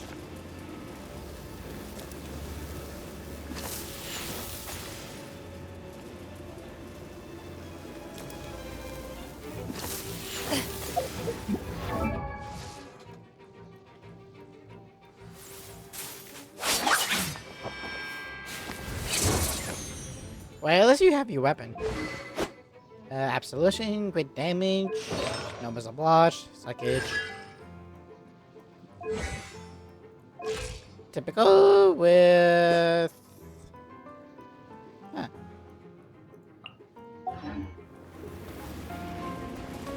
Right time to die.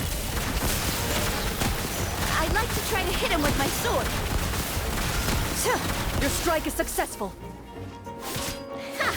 You're facing a veteran Marechaussee hunter. You don't stand a chance.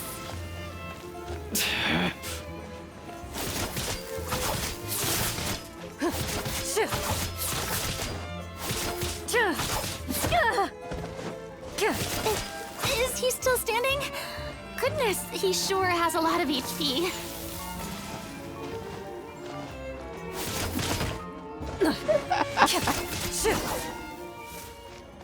Ah! Is it over? Can we open our eyes now?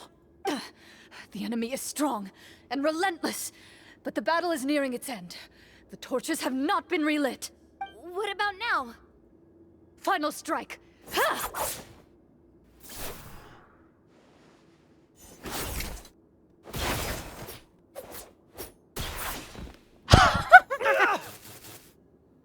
Oh, well, did we get him?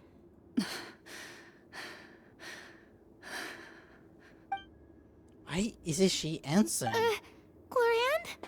Warm fire flickers across the walls once more. Your vision is now clear. In an impressive display of courage, the four of you successfully defeat the uninvited guest. That look in his eyes. It's like he became an entirely different person as soon as I defeated him. Huh? Mr. Florian? Oh, wait. We're supposed to be role-playing. I should stay in character. Speak your name, guard. Why did you lead us here just to betray us? Is this treasure really more important to you than bringing peace to the kingdom? What kingdom? What peace? Those were nothing but lies!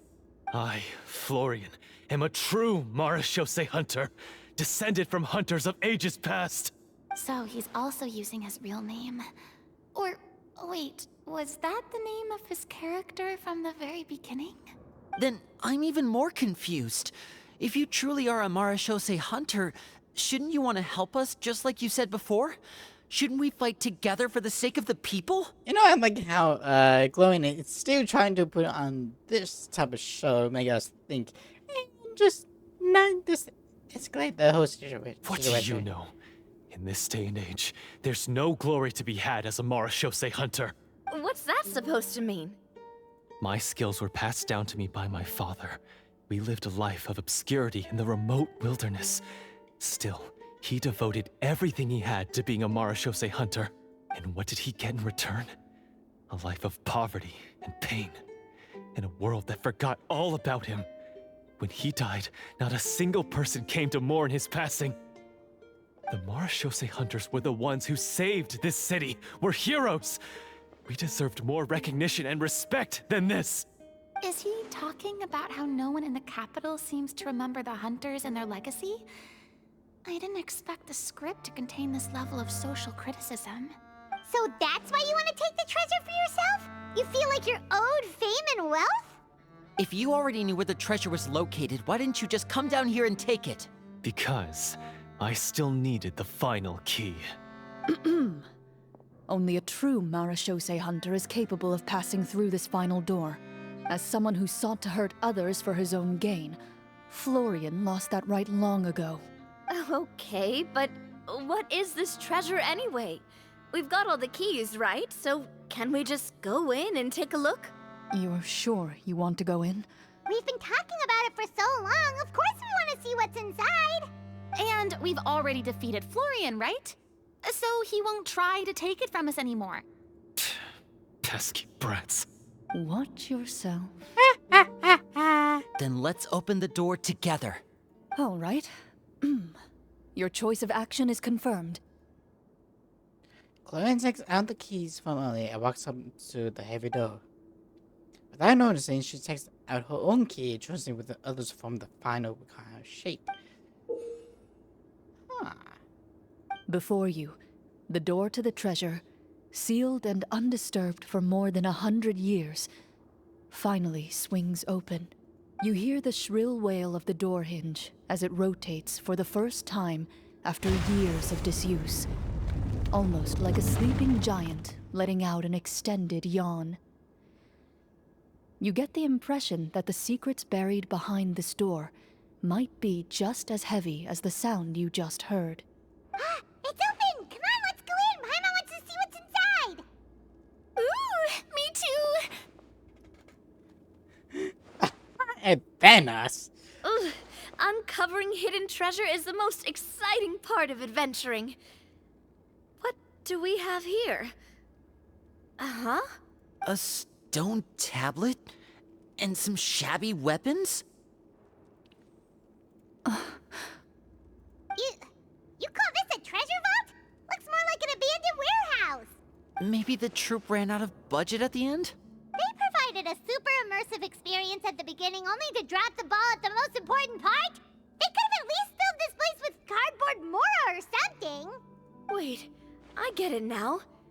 Paimon, this is the real Marachose Hunter treasure. We were so close. This is it? The Marachose Hunter treasure is just a stone slab and some broken swords? I can't believe it. I refuse to believe it!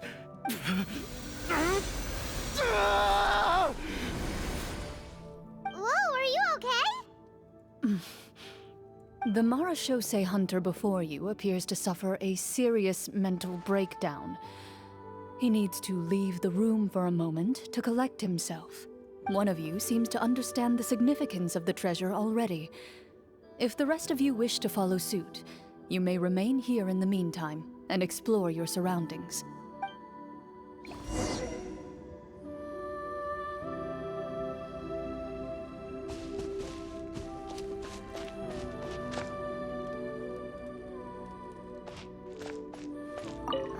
The names on the tablet. The old and broken weapons. What is the treasure supposed to be? Walter. Huh. Oh, that's just bonus. I thought that was like some sort of like glow thing. As soon as something that stands to the quality, few people's names and deeds have been inscribed upon it. And it looks like she has some sort of skill. So, how are you doing? Feeling any better? What just happened? Do you remember how you got here? Or what happened to your body just now? I remember now. I brought you here because I wanted to... The explosives in the cave! You mean these? Huh? How did you... I could tell something was off the moment I stepped into this cave, so I kept an eye out. I've already dismantled the whole thing. So the strongest champion duelist in all of Fontaine saved the day once again. Guess I shouldn't be surprised. It would seem your skills as a Marachose hunter are as sharp as ever. I deserve some answers, don't you think? Tell me why you wanted to lure me here. Everything you said earlier sounded like the truth. Luckily, your monologue was dramatic enough to convince my friends you were just role-playing. I don't know. I just always felt like there was something in my heart that didn't belong to me. Something agitated and angry. Who knows? Maybe it was my own anger all along. I could never really tell. The feelings about my father and the other Marachose hunters are real. It just wasn't fair. I was angry, bitter that no one remembered them or praised their accomplishments. I don't know when it started, but at some point, my anger came to completely consume me. At that point, I remembered the legend my father used to tell me. The one about the treasure. But if the treasure was all you cared about, why plant all those explosives? Wouldn't they just destroy the treasure and bury you along with it? I can't remember. My head is a mess. It felt like there was this voice telling me to eliminate the hunters, but now it's gone. From your description, I suspect you were dealing with a Devorator. Devorator? Oh, Oh, your master, your father, I mean, never talked about it? It was a kind of monster that was active several centuries ago. No, I've heard of it. I'm just not sure why you suddenly... Wait, it can't be. The seal! The seal? My family has served as Marechaussee hunters for many generations. But the title and swordsmanship weren't the only things passed down over our line. There was a seal as well. My father instructed me to always watch over that seal and maintain it regularly. He said it had been passed down over a truly ancient age, and protecting it was our clan's most important duty. But I neglected that duty after he died. I finally decided to come down and check on it one day, and that's where my memories become fuzzy. The Devorator would be a formidable adversary for any mortal being, even ones as capable as the Hunters. If you lacked the power to completely destroy it, you could easily fall prey to its influence and corruption. In light of this, some Marechaussee hunters chose to seal the Devorator away, in the hopes that a permanent solution would come with the passage of time. I heard it has the power to amplify the obsessions and desires in people's hearts, to the point where they overtake you entirely. It would seem I'm not just lacking in skill with a blade, but in mental fortitude as well. And yet, you were able to retrieve 3 of the 4 keys. If I remember correctly, each was entrusted to a respected and capable hunter. How did you manage it? uh-oh. One of them belonged to my father. The second I stole from a different hunter. And the third... was one that I snatched while the person was on the way home from the tavern. I nearly died in that alley. I know just how strong you are. It's as clear as day to everyone in Fontaine. I observed you from dusk to dawn, but could never find any opportunity to sneak up on you. I never even saw you drink a single glass of liquor.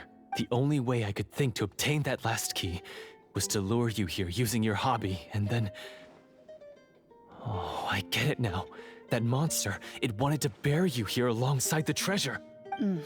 I won't comment on anything else, but the script was good. Well, I did pour my heart and soul into it. The stories my father used to tell me about the glory of the heroic Marechaussee hunters and how they came to be forgotten. It's more than just a story. Huh? You're proud to be a hunter. You're still holding onto that part of yourself, no matter how small. I have done so many despicable things. I have nothing to be proud of. Then explain the purpose of the evil sorcerer in your story. Huh? Isn't he the true antagonist? The one who sought nothing but his own gain, and used the people as pawns to attain it? In your heart of hearts, he was the one you truly wanted to defeat. But I've already tainted my sword. I no longer have any right to... Wake up, Florian. Remember how you introduced yourself earlier. Do you really think the hunters acted out of a desire for honor and glory? Or to be loved and acknowledged by the people? What did your father teach you about our order? You do not wield your sword for yourself, but to protect those you serve. There's nothing special about a blade. It's the intentions of the wielder that matter above all else. Do you still not understand? Even after seeing the treasure for yourself? The contents of that room, they represent the true legacy the hunters left behind. You're right. I am a Marechaussee hunter. It's time for me to redeem, no, to finally serve the people I vowed to protect all along. I wouldn't be so quick to push aside the need for redemption. I know. That's a charge I won't bother to defend myself against. Good. Then, come with me, and help me see the script through to the end. Huh? See the script through to the end? But there's no more script left. Never finished it, huh? No, I mean, I wrote the script with the sole purpose of luring you all here. There was no reason to write beyond this point.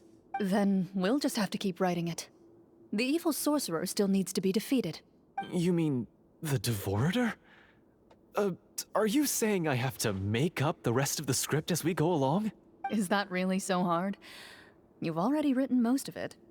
Surely you can write an ending where the hunters win and justice prevails. I'll be there to help you too. You aren't afraid your party will fall into danger? I know what my friends are capable of, and they're all quite skilled. Besides, I need their help. Then, are you going to tell them the truth about all this? I'm not. I don't intend to spoil the fun. Sometimes, protecting dreams and fantasies is more important than exposing the truth. Don't you think? Ah.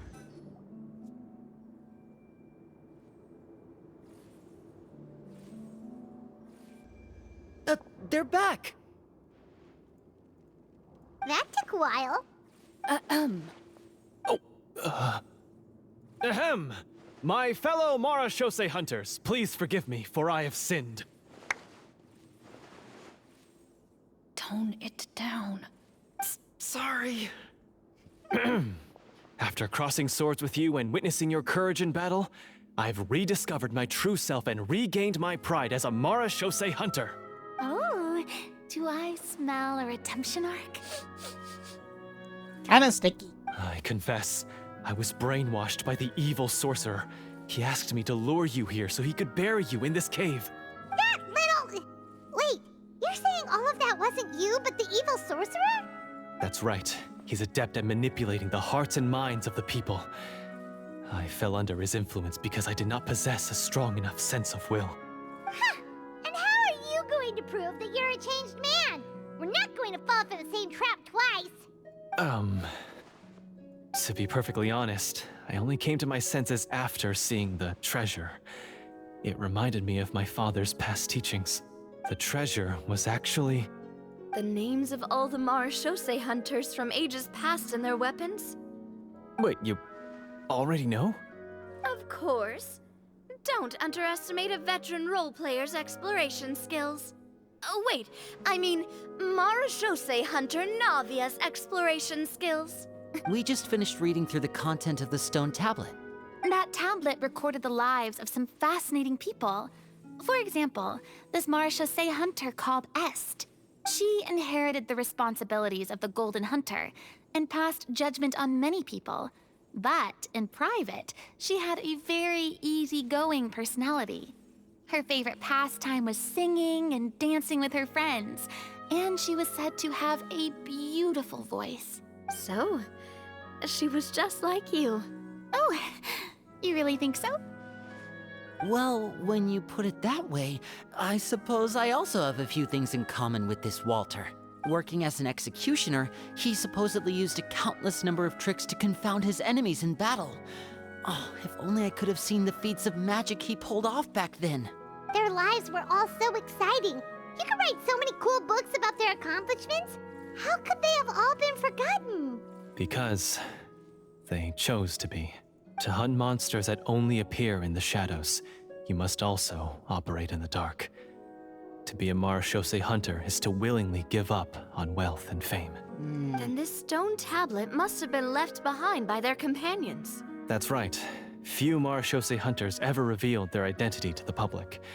They always protected the city from the shadows. The only time they spoke of their accomplishments would be at night, when they gathered with their fellow hunters in front of the bonfire to share stories of the monsters slain by their hand. So, this tablet was created not so that the hunters would be remembered by the people, but so that they would be remembered by each other. No wonder this place was so well hidden. You regard the stone tablet in solemn silence. The names of your comrades etched onto its surface serve as a reminder that you are never truly alone. The tablet proves that, although a hunter walks a shrouded path, it is not a solitary one.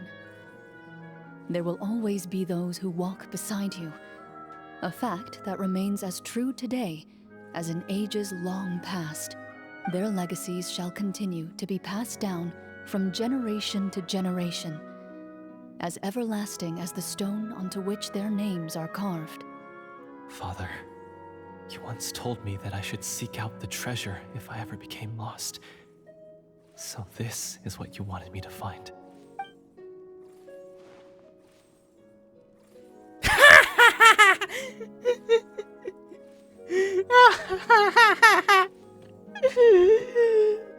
Yes, I'd like to do a sound check on him.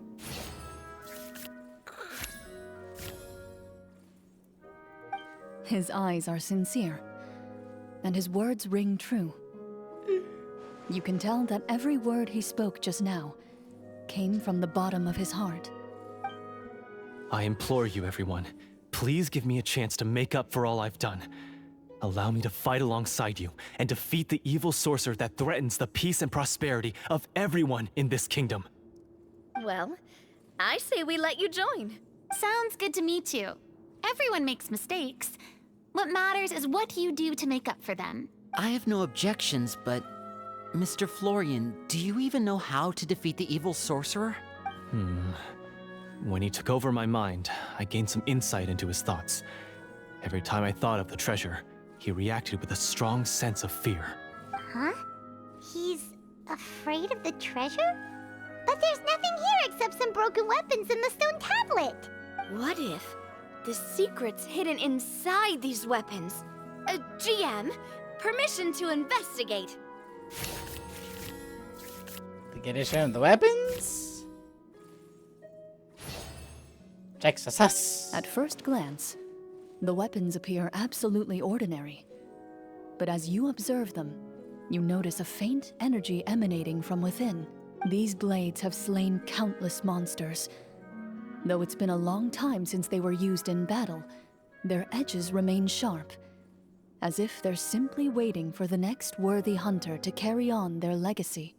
So basically, take these with us, right?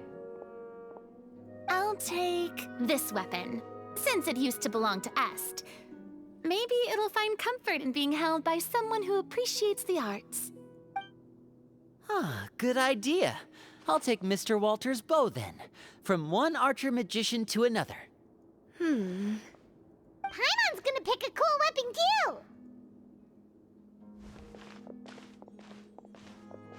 Are we gonna get something new besides As you doll? grip your weapons, you can almost feel the will of past hunters coursing through your being. It's a feeling of courage, determination. A silent vow passed down from generation to generation that says, eradicate the monsters, no matter the cost.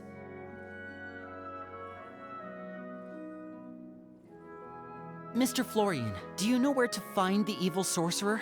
I was able to see his surroundings when our minds were connected.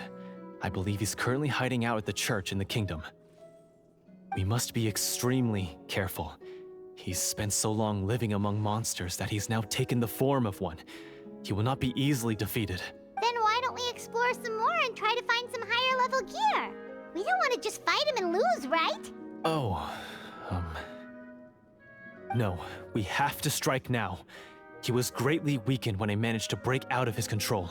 If we let him rest, he might have time to escape. I agree with Mr. Florian. We've got to act while we have the advantage. Don't forget, the people of the capital are counting on us. Yeah, now that we've got a plan, there's no point in waiting. The longer this drags on, the worse it will be for everybody.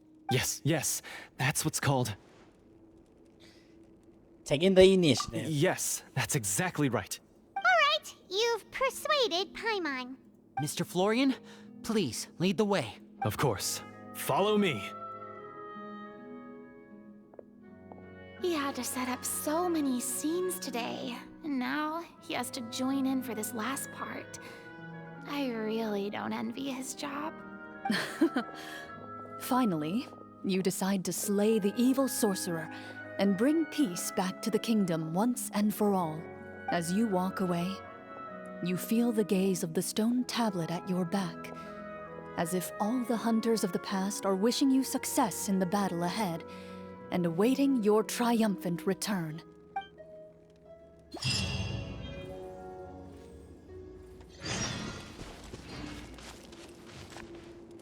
Salute!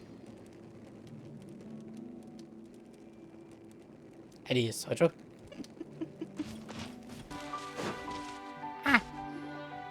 Finally, you arrive at the church Florian described. As you approach, an ominous aura surrounds you. You get the sense that your enemy is close at hand. How strange. This uneasy feeling seems so real. How did they manage that? Now, it is time for the final battle. Let's go.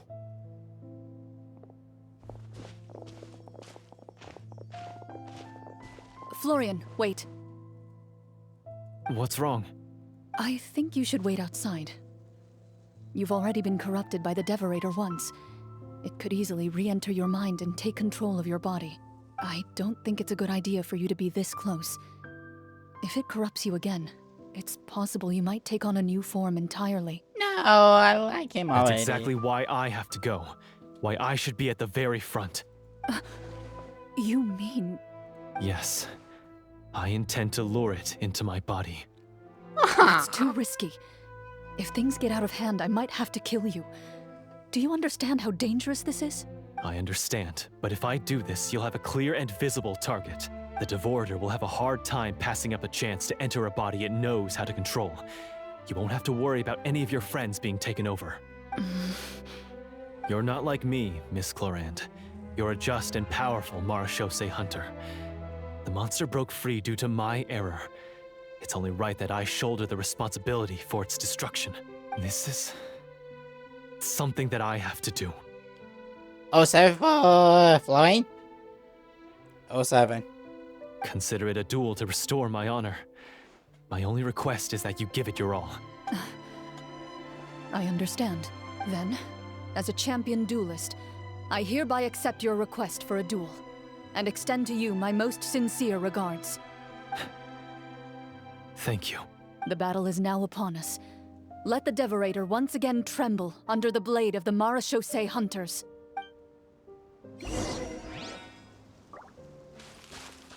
So, are you coming?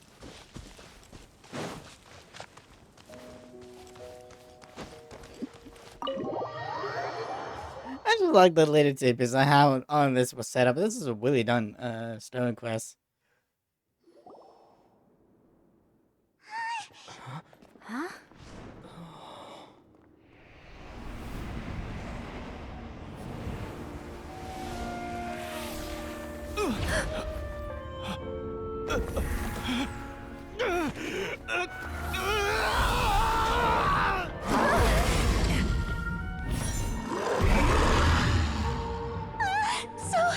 So lifelike.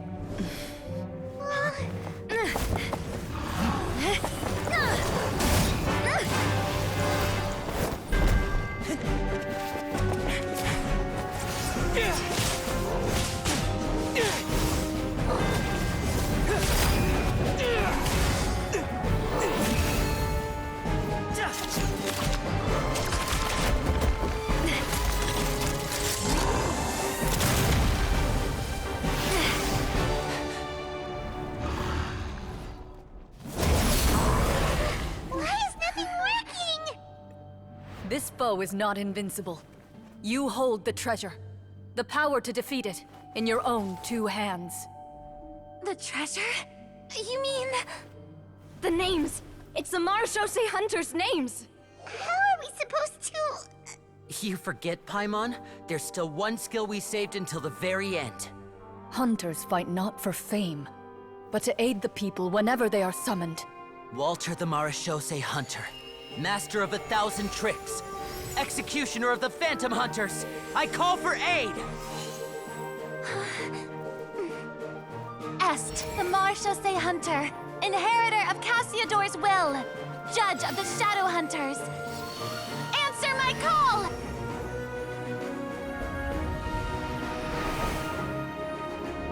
Petronia, protector of justice and order. The hunter I respect the most. Thank you for saving my friend, the best one I'll ever know. Please, lend us your strength!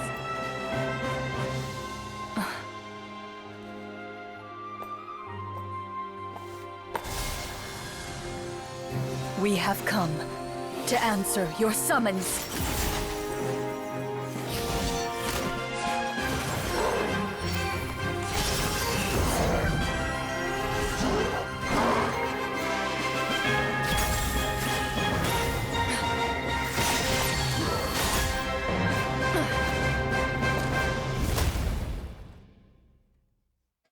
And so, the monsters were eradicated, and the sorcerer was defeated. Peace soon returned to the capital. Those in the court, manipulated by the sorcerer, also recognized the errors of their ways.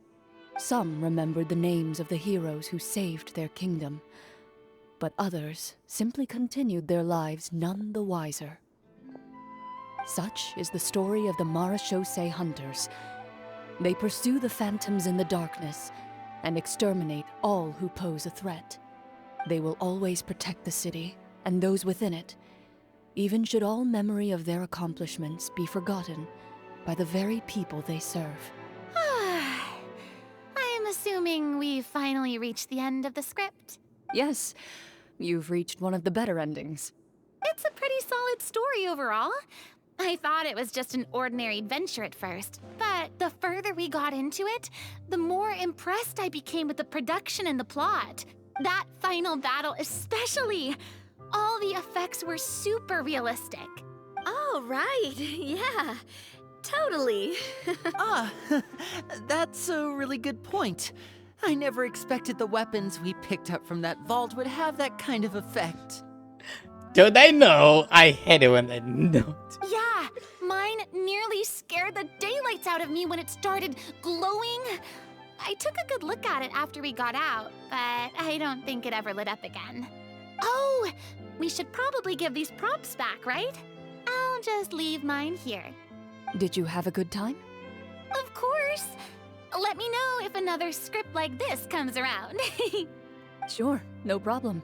Then I'll head back for now. I think I need some time to fully digest everything that just happened. Once Mr. Florian is awake, please pass on my regards to him. He must be extremely exhausted to have passed out cold like that. You're right. He's had a lot to deal with. Well, see you all some other time. Toodaloo! Toodaloo!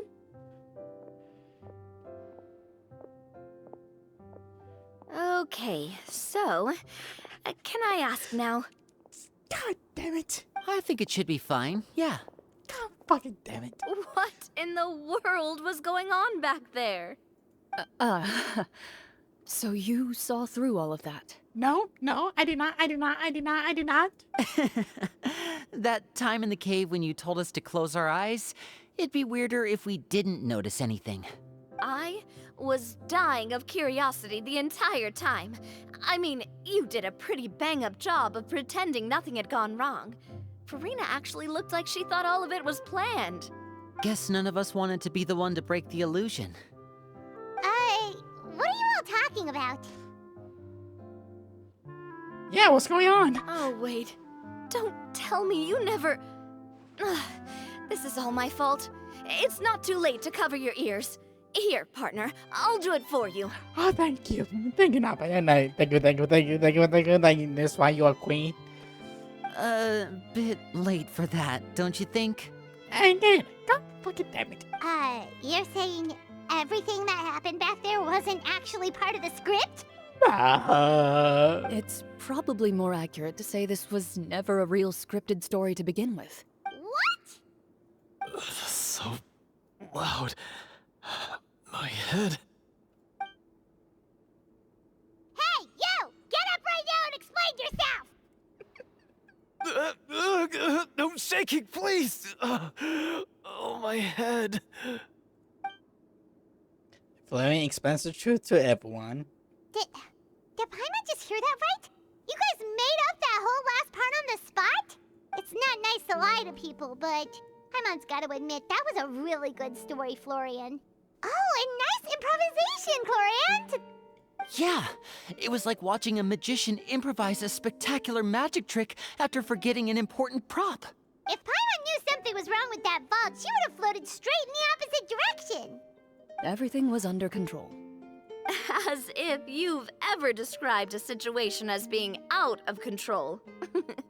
I'm pretty sure any situation you consider to be easy to handle would scare a reasonable person half to death. I mean, I would scare me half to death. Oh, full to death. Guess I'm just used to it. You must run into a lot of unexpected situations then. That explains why you're so good at coming up with things on the spot. As for you, Florian, I know there's no excuse for what I did. I'll turn myself into the guards at once, confess my crimes, and accept any punishment that comes my way. I would say you've already suffered more than enough. What? You may have been blinded by fame and fortune in the beginning, but your actions during the final battle had proven you to be a true Marechaussee hunter. You'll be far more used to the city above ground than below. Your job as a hunter is more important. But...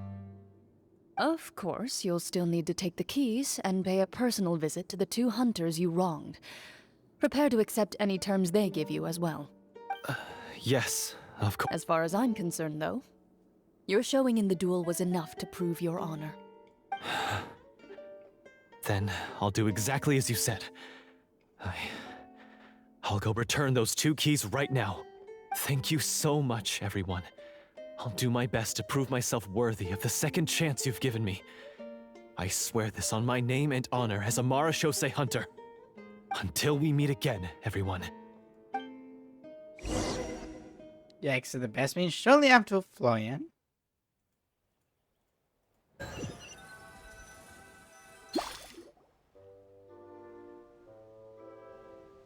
Speaking of Marechaussee hunters, what should we do about the treasure in that cave?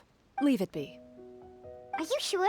We could show it to people, make it so that the hunters are remembered. Don't you want that? No. Every name on that tablet made the same choice. All hunters know what the path entails. I am no exception. My identity as a Marechaussee hunter is not something I need people to remember. I wish only to be recognized as a champion duelist. Nothing more. That's certainly very different from the path of a magician. Still, I admire your decision. Wait, Paimon just remembered something. If there were no special effects involved, why did our weapons begin to glow during the battle? That's because the Marechaussee hunters of ages past would often imbue their weapons with special enchantments to suppress the monsters. Whenever a monster was nearby, their weapons would start to glow. Oh, so that's why they had an effect on that guy near the end. I really thought the summons were doing all the work. Well, I'm sure the summons were a part of it too. Oh? How so? This particular Devorator probably hailed from the same era as the hunters we saw in the room. The names you recited all belonged to the bravest hunters. Countless monsters fell to their blades. That's likely why the Devorator visibly reacted when you said them out loud. So the names held the power all along. Navia, everything you said during your summon. Huh?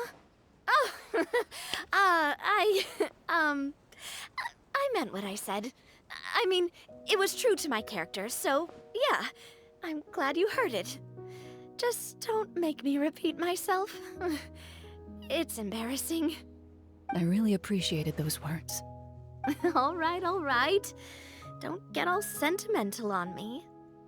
Anyway, let's not talk about that anymore. I'm going to go on ahead. Don't fall too far behind now. She ran off! I should probably head back as well. This story was truly incredible. I might have to spend the whole night telling my siblings all about it. See you later. Goodbye.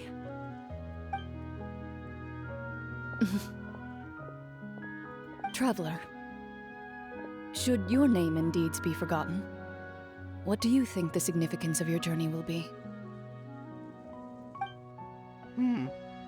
I suppose the significance would be the journey itself and the world we helped create. There's still value in the time I shared with everyone here, in the things we were able to accomplish, even if no one remembers them. A great answer. I'll remember it. What would you answer being, Chloe? Me? The Marachose hunter says nothing in response to that question. Perhaps her answer lies in her silence. An unspoken vow left to echo through the night. The path she walks needs no explanation.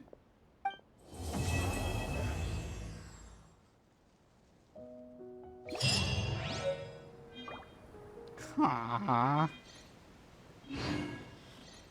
I mean, that was such a wonderful story, a wonderful character quest. Like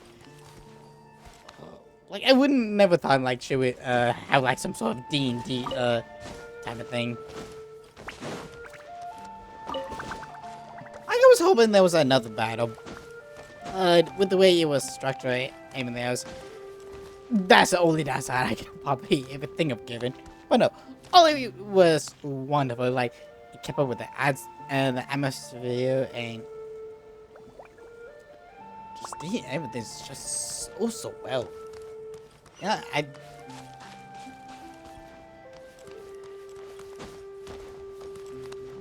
no, even with that, I would still give it a 10 out of 10. Like,